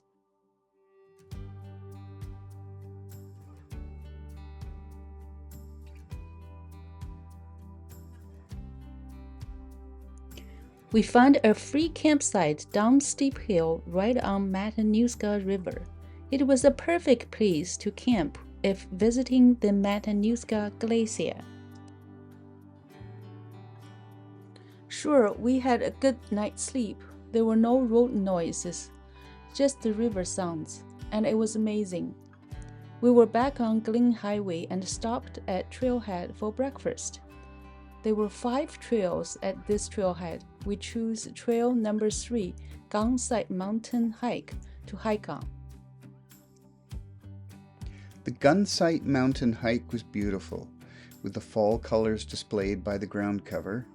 The hike was more difficult than some due to the quick and constant incline. The clouds were very imaginative as they came to nearby hills in wisps. The imaginative clouds even tried to completely hide a lake from us by settling a thin cover over the water's surface off in the distance. We let Kai have some free time. And she's in that bush. Aha. Oh, way up there. Oh, she's in her element, wandering through underbrush. And there's a mountain, one peak after another. So, the geography changed. It's an awful lot of rocks. She left.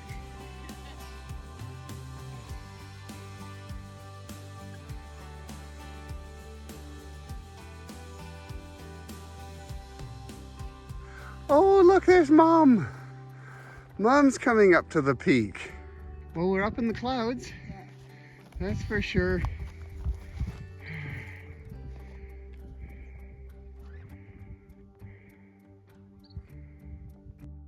So you at the peak, Kaya? Is this your peak?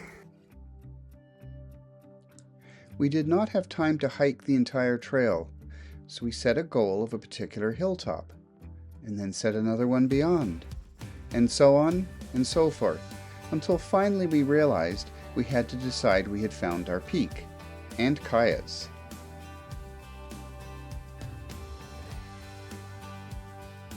And lucky for us, we actually got to see the gun sight that the trail was named after.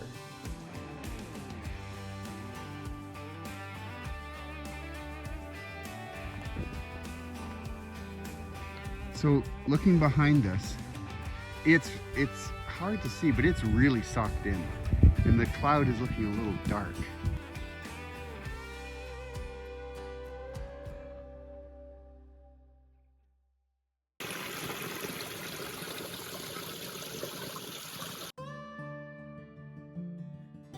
There you go.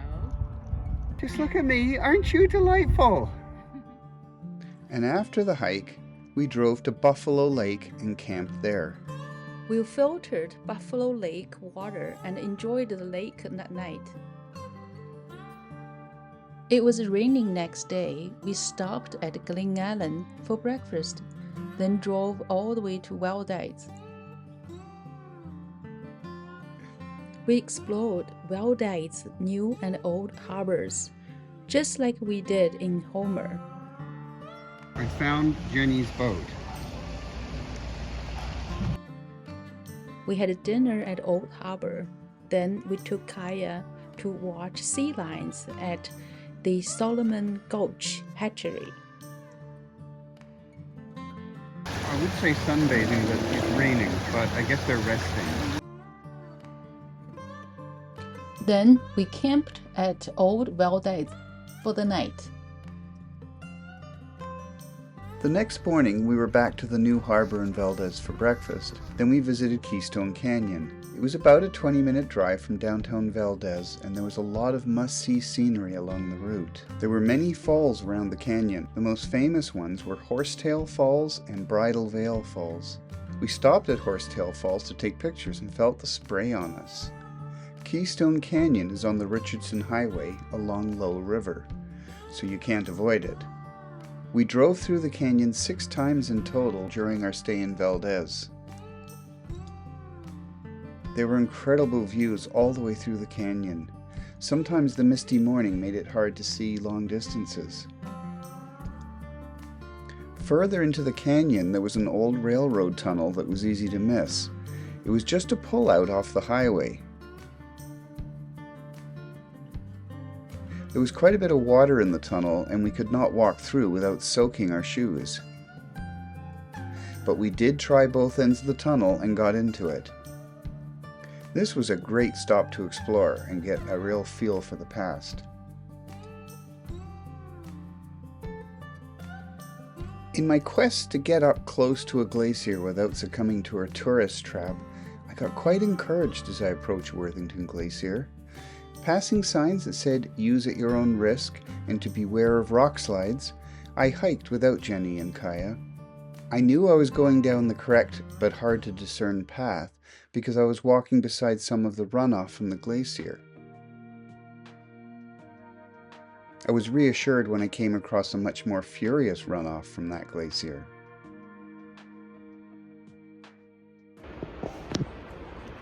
Liv has determined to go into the glacier. The previous rock slide had made the hiking much harder. By this time, Jenny could no longer see me, and she and Kaya became rather worried. Climbing right up to the glacier, I found she was quite dirty where I was able to approach her, but at least I was not hiking on slippery ice. I did find one clean surface at the end of this tongue and proceeded to feel it, taste it, and then forgot to take a selfie with it. With one final look, I turned and returned to my worried family.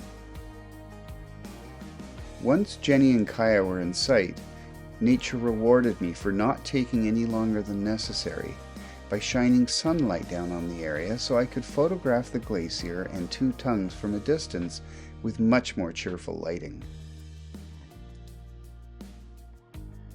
Thompson Pass would have to rate as one of the most surreal hikes of the trip.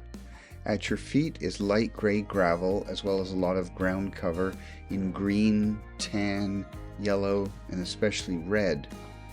But in the distance is cloud-shrouded mountain peaks with the valley below consisting of ice and water in mountain streams that lead to dark green forest either side of a braided river. I fell behind Jenny, and then when I caught up to her, she seemed to be disappearing into the clouds.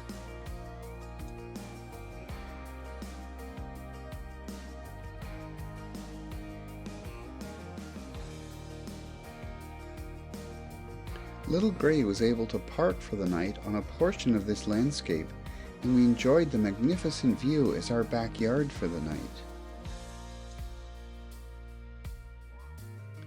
Kaya was not enthusiastic about posing at a high point on the pass with me, as the good hunting was elsewhere. We later hiked in another area nearby which boasted year-round snow and ice, which was as close to a glacier as Kaya would be able to enjoy. And enjoy it she did, as the surface was hard snow rather than ice. A close look at the ground reveals the beauty of the small plants that give the ground, when viewed from afar, the various shades and patches of fall color, all with permanent ice and snow in patches. Kaya's doing some off-leash mountain climbing again. And she even located a ground squirrel. It's right there! Next day, early in the morning, we drove back to Valdides for breakfast. We met an oversized vehicle that took 2 lanes on Richardson Highway, transferring pipelines. That was my first time to see this wide vehicle on highway. We had coffee and breakfast in Valdides. Then we drove off to Glacier Lake. At Valdides Glacier Lake, we saw floating ice in the lake that have run off from the glacier. We were a bit nervous boating on the lake as the water was really cold. So we left Kaya in the van. Of course, Kaya wasn't happy about it. We boated on the glacier lake and touched an iceberg and took a piece of ice for Kaya to taste it. Kaya didn't care. It was a short canoe trip, but it was a nice one. In the afternoon, we took Kaya to a vet in Valdides for her annual checkup and vaccination. Then we visited Solomon Gulch Hatchery again and camped at recreation area between the new and old harbor. But we moved back to the old Valdides. It was quiet at the old Valdides for overnight. Last day at Valdides, we stayed at Valdides RV Park as Kaya needed a bit rest after the vaccines from yesterday. It was a raining day and we did shower, laundry, refill water, and charge our battery. We got ready for our next stop in Chitina. Driving to Chitina by Egerton Highway was amazing with the mountains and rivers. Since fishing season was over and we did not see anyone in Chichina except one guy who was riding an ATV by Copper River, it looked like a ghost town for us.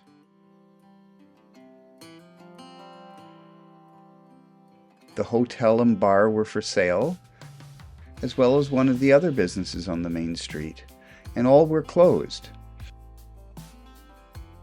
The visitor center and the store were also closed. Going for a short hike, we came out overlooking the largest braided river we'd seen so far.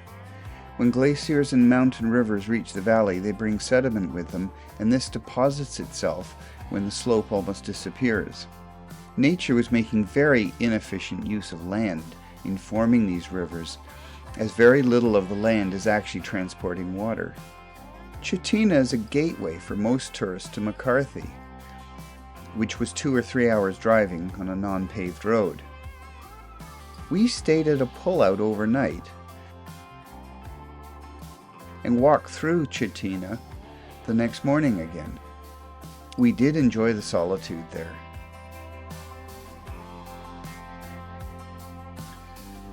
On the way out of Chichina, we stopped at Liberty Falls Scenic State Recreation Area. This trail offered panoramic views of the Copper River and Wrangell Mountains. The hike basically followed a mountain ridge, and then after the peak, it descended to a lake. Kaya very much enjoyed showing us the route along a slightly used trail, and got some high altitude hunting in while waiting for us to catch up. At the peak, before it descended to the lake, it started to make us slightly nervous. At the peak, I left Jenny and Kaya behind as I started the descent. After a short distance down, I decided it was rather dangerous. I simply rejoined Kaya and Jenny at the top.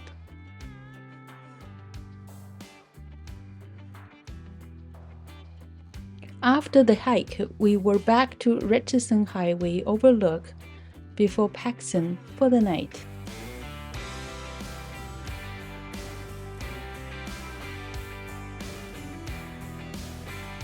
It rained in the evening, but rain stopped next day, so we were going to hike to Castana Glacier Cave. The trail leading to the Glacier Cave was not a maintained trail, and there were no signs indicating which way to go. After hiking for a while, we were just following the river and jumping on boulders. I was just thinking that we might not find it when the cave was suddenly just in front of us, as the glacier was so dirty we did not even think it was a glacier. The best time to visit this glacier cave should be in winter from February to March. During winter, we would be able to just walk into the cave. But since it was September, there was so much water running out that we could not go into the cave. Do a piece of Glacier! ice there. Yeah, big piece of ice down there. Yeah, it looks like an animal. But we had a good time seeing another little cave, and Dave even walked into it.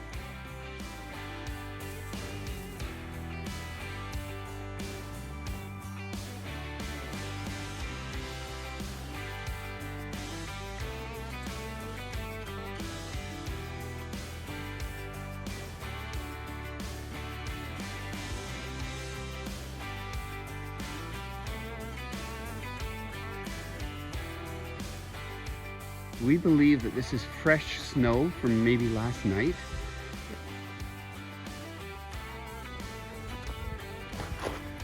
Kaya's just studying things.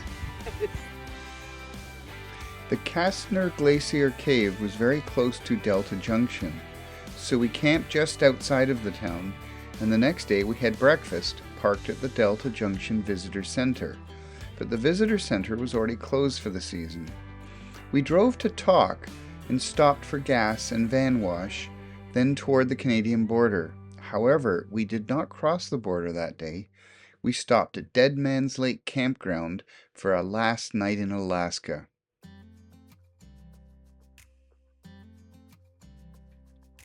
The previous 5 weeks in Alaska had been filled with glaciers, mountains, ghost towns, bustling towns, fjords, harbors, wildlife, and fantastic hikes. We definitely will miss Alaska a lot. After we cross Canada border, we find a free campground at Burwash Landing. The campground was beside Kluane Lake with great views of mountains. Put your foot in. Yes, there you go. Log cabin. It's beautiful. It was a big campground, and only us camped there. Next leg of our journey was exploring British Columbia, but to get to BC, we need almost to get back to Watson Lake in Yukon. Before we got to Watson Lake, we stopped at High Country RV Park in Whitehorse for one wash, laundry, shower, and a charge. We finally removed our DC to DC charge and took apart, found it was fried. At the same time, we cleaned diesel heater muffler, which was blocked by mud on the road. We did a lot of grocery shopping at Sebon Food before we left Whitehorse. Then we camped at Morley Lake again, as we really liked this campground. When we got to Highway 37 to 10 to BC, the gas station at the intersection credit card machine stopped working, so we needed to go to Watson Lake to get gas. But we were happy to revisit our sign there. We camped at Visit Center as the same as we did last time and updated our sign.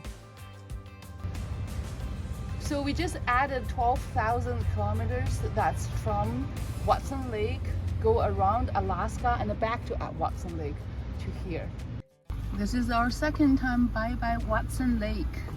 We're just heading to Stewart, Cassiar Highway. Stewart Cassiar Highway was very pretty with all the 4 colors and the lakes. We stopped at Boyer Lake to enjoy the lake and had our breakfast there.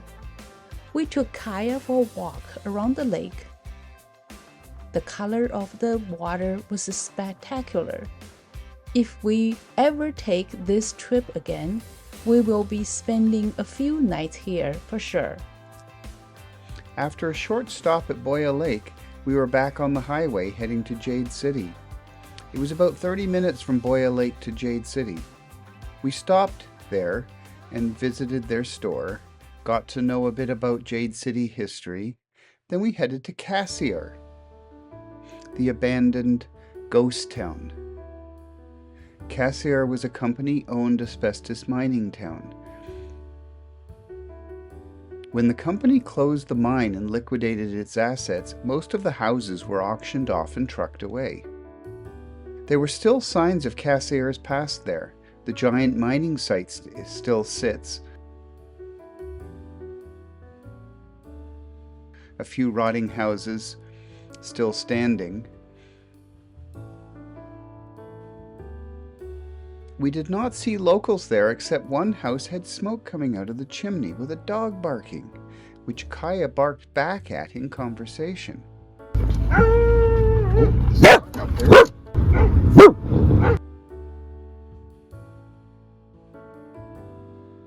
We met a hunter and he told us Larry lives there and is doing a scrap business.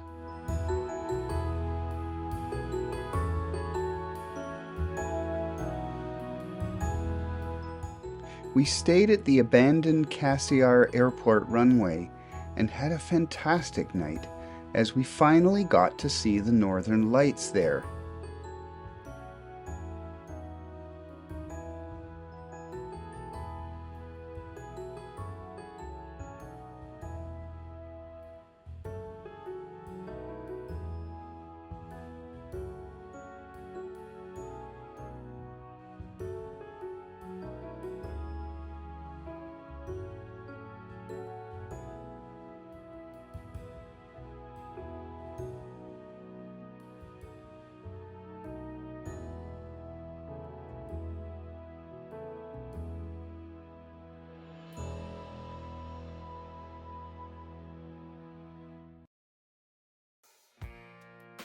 Leaving Cassiar brought us back to Jade City, where we used their Wi-Fi and had breakfast. Then we continued on the Stewart-Cassiar Highway and stopped at Edentenogen Rest Area for the night. We did see a bear at the side of the road that day. After one night at Edentenogen and stopped at Mediazin Junction for gas and breakfast, we then turned onto Highway 37A, called Glacier Highway, heading to Stewart to cross the border into Hyder, Alaska. Stewart was a nice little town. There was little cell service, but you could see it was linked by microwave, and it was very slow. Just down the street, around the fjord, is the US-Canada border.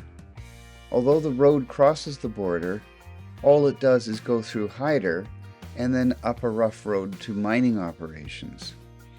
There's a Canadian border inspection station, but the US has no inspection station because those crossing the border into Hyder can't go anywhere. Hyder is extremely nice. It's quaint and it's quiet.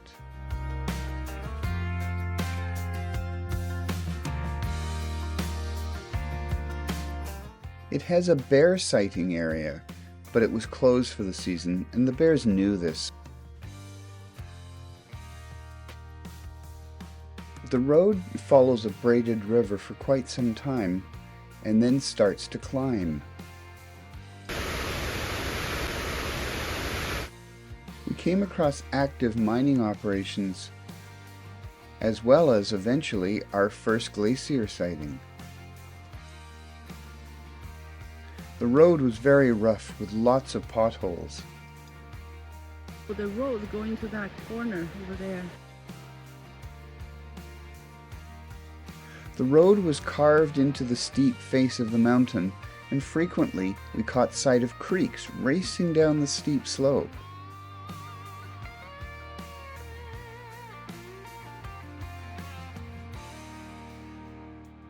We found a large pullout that made a perfect viewing area at the point where the glacier came down from the mountain and met up with the river that it drained into.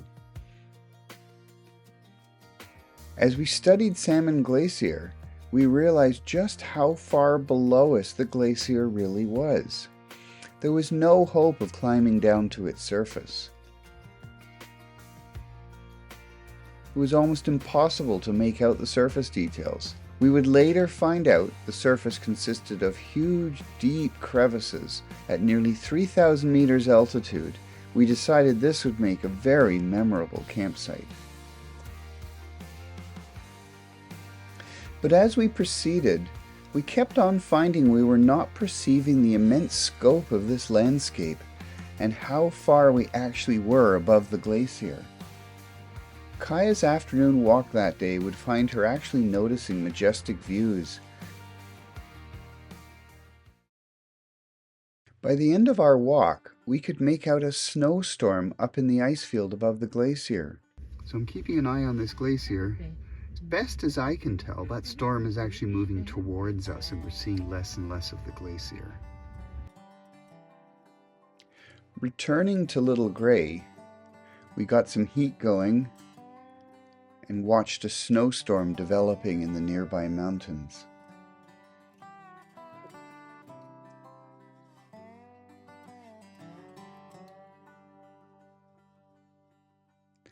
The next morning, we found we were completely socked in with fog and mist, and one would never realize there was a glacier in front of us.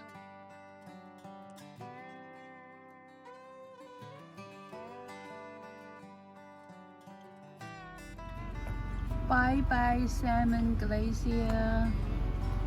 Even I can't see you, I know you're there. Descending out of the mountain, we found rolls of fog billowing up the side of the mountain and spilling onto the road so as to reduce visibility intermittently to zero.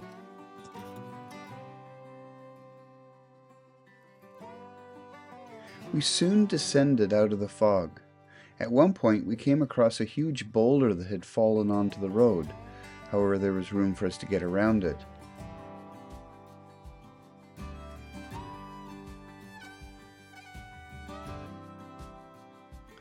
But a short while later, we encountered a fresh rock slide, leaving just enough room for little Gray to get around it. The mountain had been quite alive during the night. Soon we were back to Hyder and crossed the Canada border smoothly. Then we continued to Glacier Highway. The view from this direction was different from the way we came. We saw more glaciers.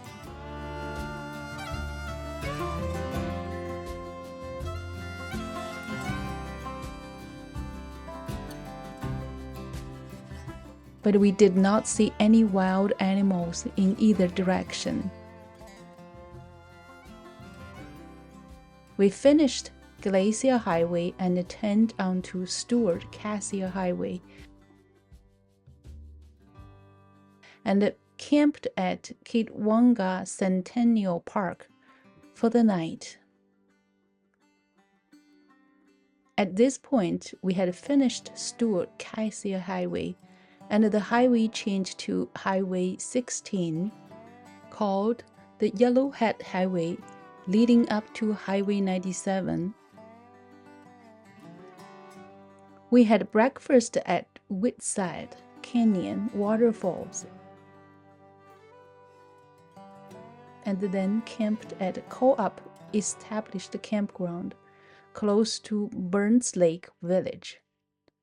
It was a great campsite, only 2 kilometers off Highway 16.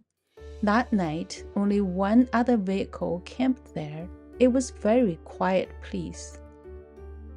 Kaya had a great run and hunting experience at this campground.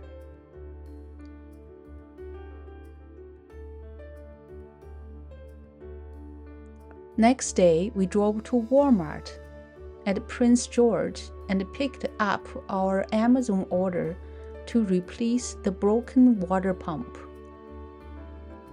From Prince George, we turned to Highway 97, got to Williams Lake Stampede Campground for shower, laundry, and battery charge to prepare for the Highway 99 trip. At this campground, Kaya got really close to the horses. You wanted to sniff. And now you're saying, no, that's close enough. Next day, we turned onto Highway 99 and found a very nice campground at the beginning of the highway. It was on VZ Lake Forest Service Road with great valley views. The campsite was a good boondocking spot with good cell signal.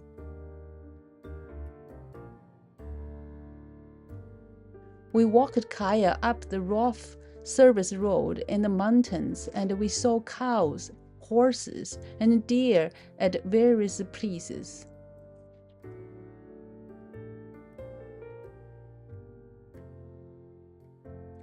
Kaya engaged herself in training for cattle herding, which she was picking up quickly, and was quite pleased with herself in how powerful such a small dog was in this situation, as she eventually guided the whole herd away from Mum.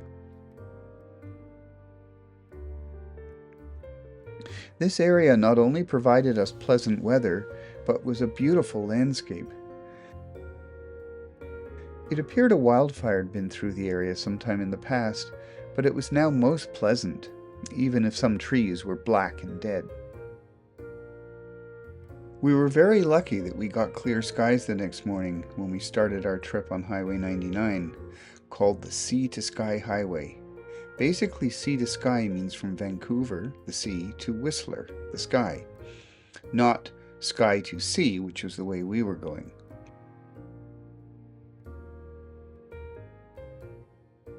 The highway was beautiful, with mountain peaks, trees, valleys, and lakes.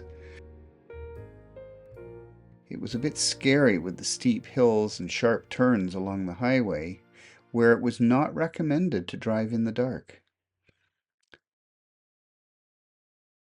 We got to Pemberton and camped near the town beside a river.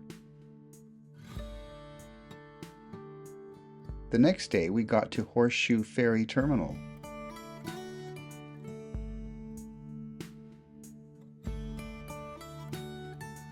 The ferry was very dog-friendly, but Kaya was a bit nervous at the beginning and got used to it later. That day we arrived at Nanaimo on Vancouver Island and stayed at a rest stop for the night. It was a bit noisy during the night as the highway was right beside it.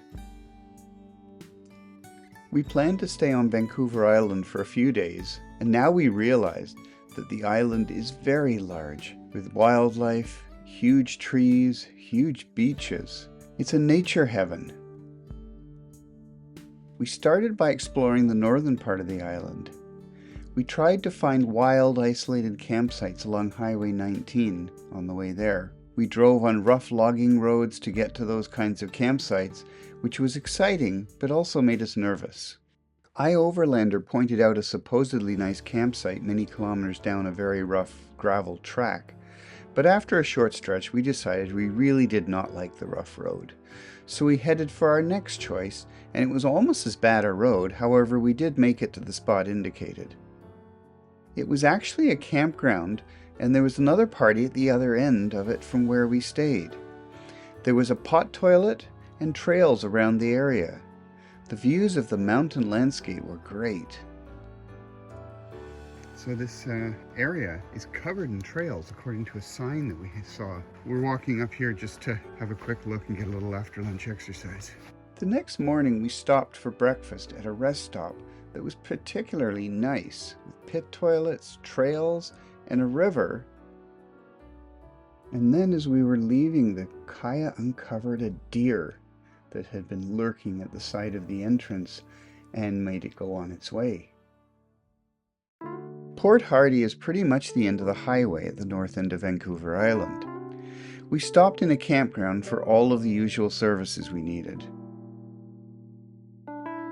It may be on the ocean shore, but it is more like a fjord, and getting to the salt water was not really practical, even though Kaya enjoyed the attempt.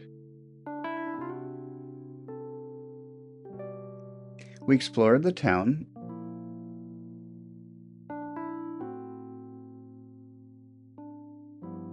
as well as the First Nation community right beside it.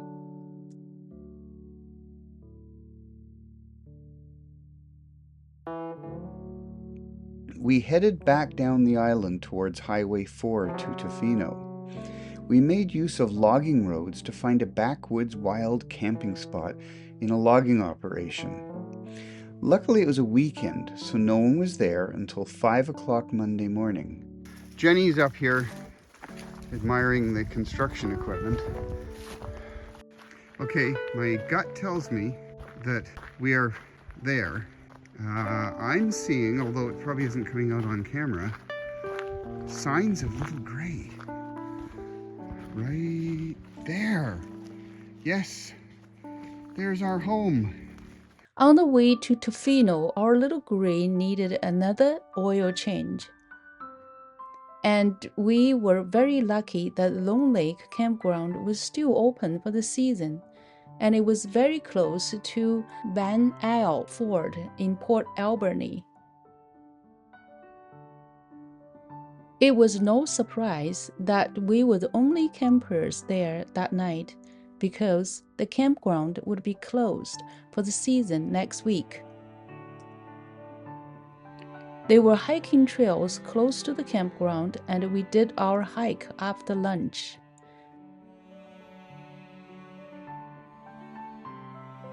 We did not stay on the trail all the way around the Lone Lake.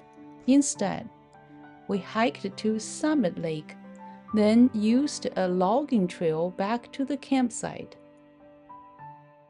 It was an exciting hike for us, as we did feel that we were lost at some point, and it was getting dark too.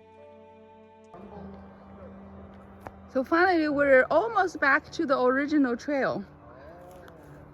So Kaya, where's the trail go? Which way's the trail? She's very good at this. Is it really here, Kaya? I thought it was down over there, but... Oh, okay. If you guys aren't coming, I'll wait for you. Little Gree got her oil change and a free car wash at Fort Diller in Port Alberni the next morning. On Highway 4, we did see another bear, and again, we were not quick enough to take a picture. Highway 4 was also very pretty, with lots of trees and lakes. The thick forest was well watered here and was quite lush, predicting the rainforest-like stands that would welcome us at Tofino. Our research told us we needed to stop at Tacofino for their signature dish. When we got there, we realized that they simply had a great menu and there was no dish called Tacofino. We tried fish taco and the crispy chicken taco and also gringas. They were very good. We got their homemade ice cream at Chocolate Tofino, also delicious. We had little Grace search her GPS for the local brew pub. She took us to the local sewage treatment plant. But shortly after that, we found the brew pub we were looking for close by, and we really enjoyed their beer. We didn't find it yesterday. We almost missed it today. The van sent us up to the sewage treatment plant. Yeah.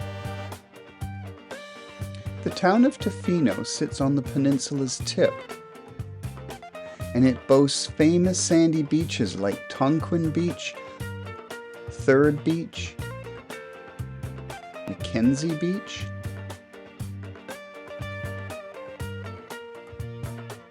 Long Beach, Comer's Beach, Chesterman Beach,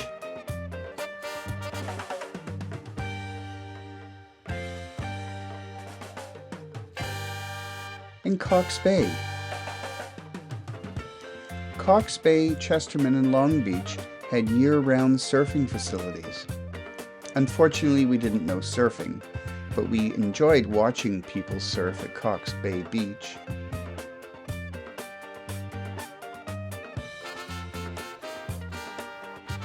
We camped at Green Point Campground in Pacific Rim National Park Reserve for 2 nights. The forest was so lush, it was like we were camping in the middle of a rainforest. And this campground was behind Long Beach. It had shower and electrical charge. Every day we took Kaya to Long Beach for a walk. BC was very dog friendly, and Kaya had a great time running on the beaches. In the evening, we saw a great sunset at Long Beach. We tried to take lots of pictures there. With the dipping of her paw into the Pacific Ocean in Port Hardy, Kaya had dipped her paw in all 3 oceans that border Canada from Canadian soil, as well as all 5 Great Lakes and several major rivers. But this was her first time dipping her foot in the Pacific Ocean while experiencing a glorious sunset.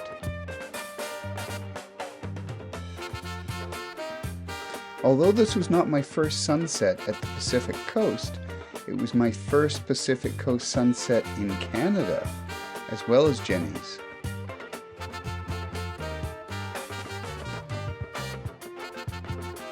There are many trails near Tofino, especially the biking trail between the highway and rainforest. We could not do all the trails.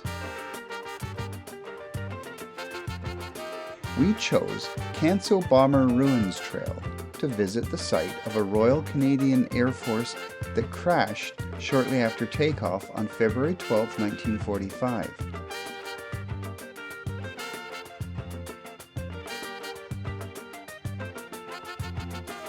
Part of the trail was very muddy and slippery, but we had good weather, so it was not that hard.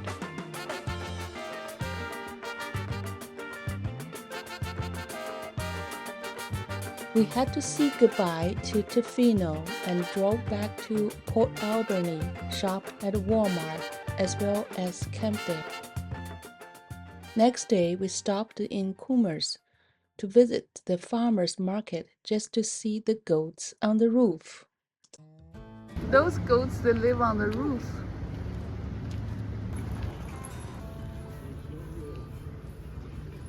I got myself the Namaba, first time in 24 years in Canada. We hiked to the abyss, which was close to the junction of Highway 19 and Nanaimo Lake Road. Kaya was scared of gunshot noises from a nearby rifle range while we were hiking to the abyss. The abyss is a deep earthquake fissure that is about 40 centimeters wide.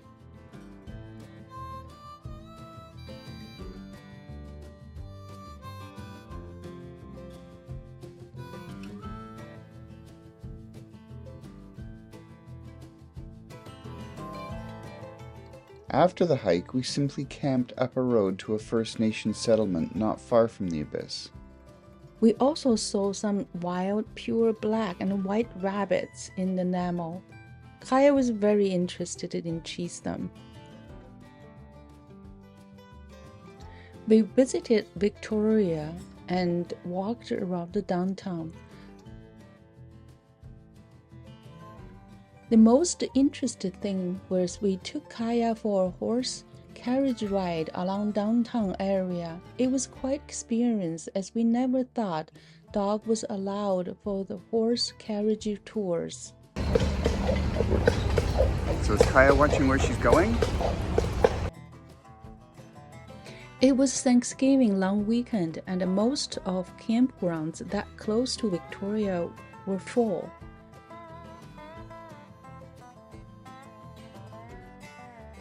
We camped at Barberton Provincial Park, which was far away from Victoria, and that was not too bad at all.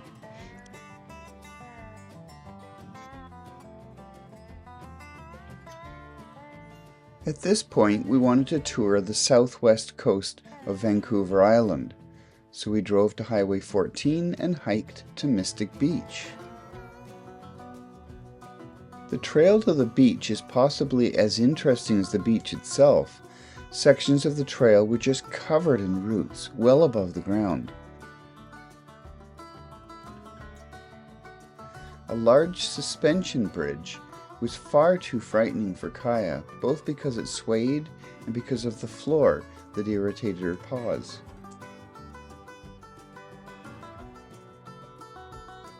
Mystic Beach is essentially a lesson on erosion, as walls and caves have been cut out of the shore, with the depth varying with the softness of the rock. All Kaya got out of it was that dogs were allowed off leash. One of the features of this beach is the small waterfall that comes out in such a way as one cannot go to the far end of the beach without getting a shower. Although much of the beach is sandy, one end has rocks at the shoreline, and these did not appear to be your average rocks. One had the appearance of being just a clump of sand, whereas another appeared to be a very well-polished lump of coal. I mean, they're dry. They look wet. And it's the same all the way down, but it is really black and shiny and smooth. The next morning we left early so as to be sure to make the ferry on time. Driving along the coast, we were treated to a most magnificent sunrise, which unfolded brighter around every curve in the road.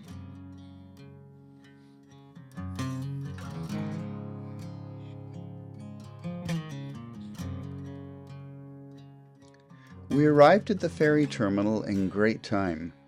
It was a cold day and Kaya preferred to come to the deck with us rather than wait in the van, according to her protests when we attempted to leave her in the van. It was rather cold on deck in the pet area, but at least it was covered. It was raining lightly outside. Kaya was well behaved as she sat among many other dogs. The ferry took us from Victoria to Tsawwassen, and we took Kaya to Centennial Beach for a dog walk. It was a nice, very long beach.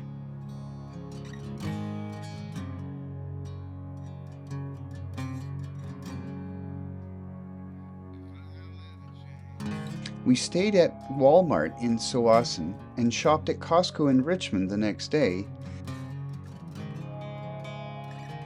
We didn't do much in Vancouver except driving and shopping. And camped at Eagle Wind RV Park in Abbotsford, which had a hot tub. We stopped at Hope, which was a very nice small town outside of Vancouver. We walked to the Othello Tunnels, which are Coquihalla Canyon Provincial Park's most distinguishing feature. The tunnels were built in 1914 as a part of the historic Kettle Valley Railway. The railway was decommissioned in 1961, and now it represents one of the most popular attractions in Hope. We walked through one tunnel, but another one was fenced up due to construction.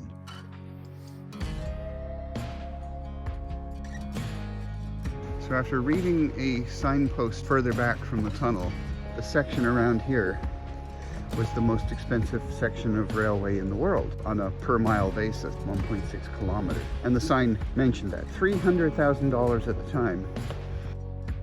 From Hope to Kelowna, the mountain views changed from very lush forest to dry desert-looking grass. We stayed at Kelowna one night and took Kaya to a beach dog park. Kaya was not very interested. Kelowna is wine country, and a lot of their street names are related to winemaking. This is the first time either of us had seen apples growing on vines. We also visited Devon's old school, University of British Columbia. After about 2 hours driving, we got to Midway, a town that is right on the US border. We found a very nice campsite, which was beside a river and 10 minutes drive to the border. It was in the woods and very quiet. We saw a herd of deer at the library next morning. Kaya kicked up a big fuss and they ran away. We crossed the US border smoothly and entered Washington State. This was the first time in Washington State for Dave, Kaya, and myself. We left Washington for our future trip. At this point, we felt like we were ready to go home. We camped at a free RV campground behind $50,000 Silver Dollar Casino in Montana and charged our battery. We took Kaya for a hike at the back of the casino and enjoyed the mountains.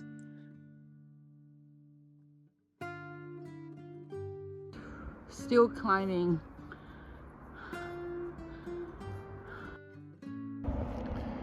Not enjoying steep mountainside slope. Enjoying steep mountainside slope. Oh, what a nice afternoon hike through the mountains. The most interesting was the casino was allowed dogs, so Kaya visited the casino first time.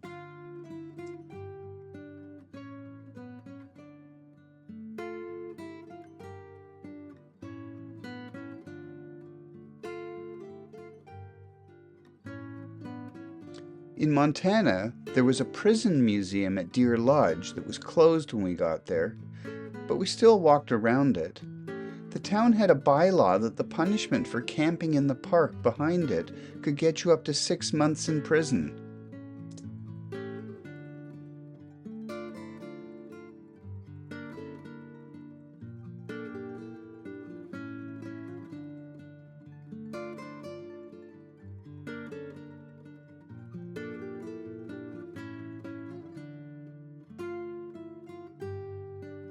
We found a great wild campsite that night just outside of Butte, quiet with trees.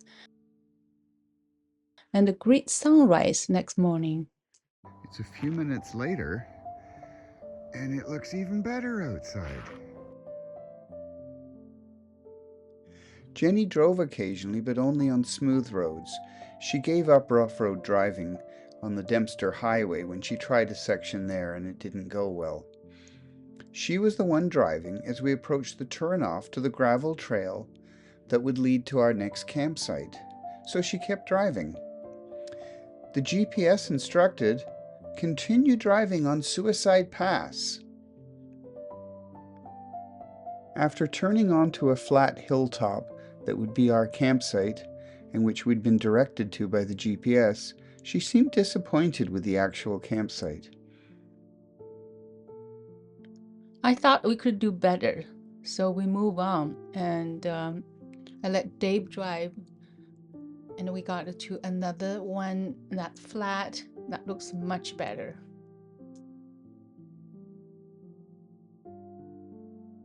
In fact, the area was magnificent.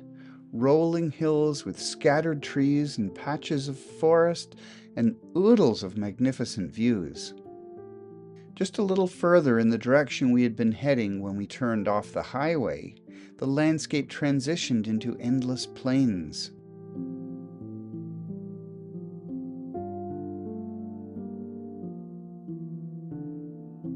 From this area atop small mountains, we could see these plains stretching to the horizon.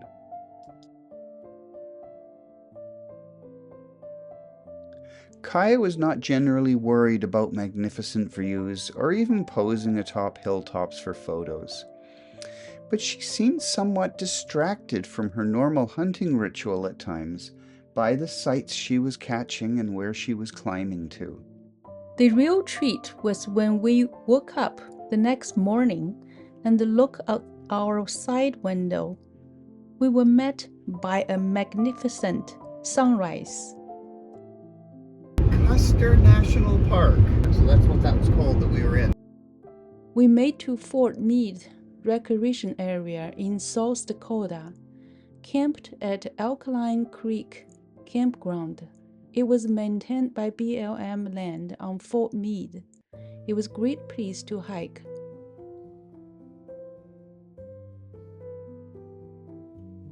They also had a campground that is specific for horses.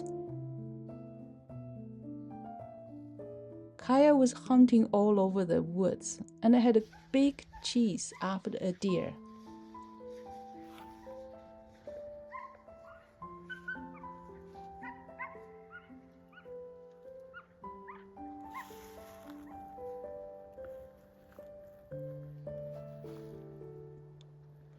We almost missed Badlands National Park by driving right past it.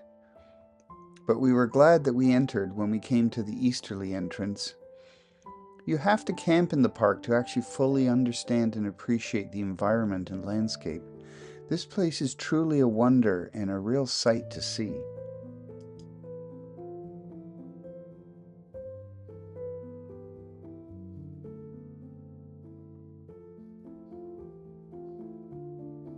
We had a bison visit us while we were having breakfast. Now we are wondering what the park looks like during the winter. This is really ugly. And bison were not the only animals we saw in the park right by the road.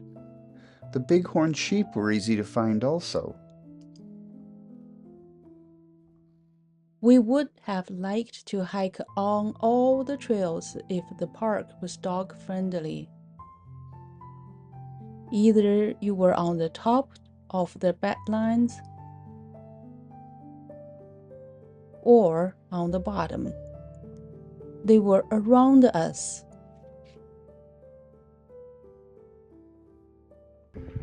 Okay, so there's a break in the wall up here. I'm thinking I might be able to get through it to go for a walk in the Badlands beyond. Because this whole wall is here, but oh gosh, glad I didn't take this at a run and hop over it. Here again was another but uniquely different lesson in erosion. Nature was quite talented with her paintbrush at sculpting a most interesting landscape for us to hike on.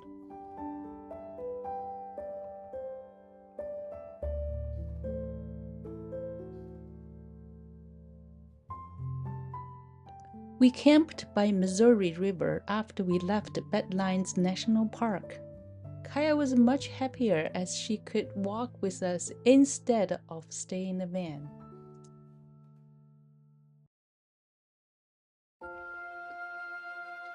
Next, we stayed at Magnolia, Minnesota for showers and a battery charge in their campground. Magnolia is a small town with only about 222 people, but they had this great campground that only cost $20 with shower and electric charge. We did enjoy the stay as we were the only ones camping there.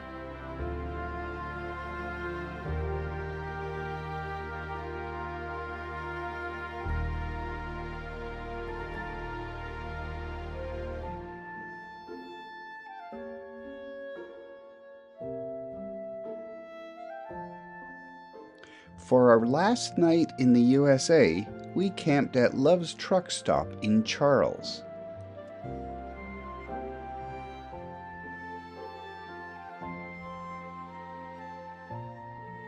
On October 29th, we crossed the Canadian border at Sarnia.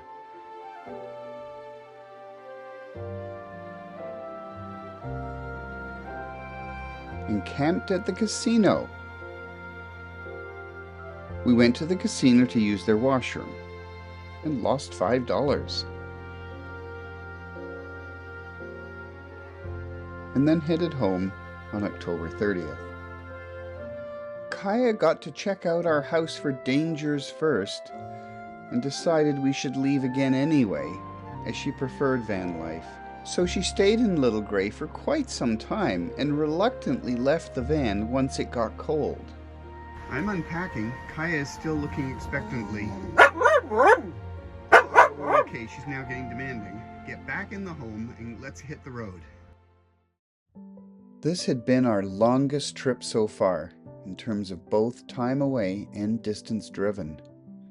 Our route and the highlights in each section started with leaving Ontario onto the prairies, with Saskatchewan's Grasslands National Park highlighting our route to Alberta, where Banff National Park headlined the trek to the Yukon, in which the Dempster Highway and the Arctic Circle left wondrous memories. Through the Northwest Territories, we attained a major goal in reaching the Arctic Ocean. For us, headlining Alaska was Thompson's Pass, while Salmon Glacier and the wilderness of Vancouver Island nestled us in our second and third goals for the trip, with the Badlands of South Dakota highlighting our return through the northern U.S. Getting home, we faced two pressures. First, there was the long wish list of campervan changes. Second, there was an accumulated long list of preventative medical appointments. Even Little Grey had appointments for the tire change, repairs from the trip, and regular service. The shock of the pressure from an almost full-time job of appointments made us really look forward to the next exercise of getting away from it all.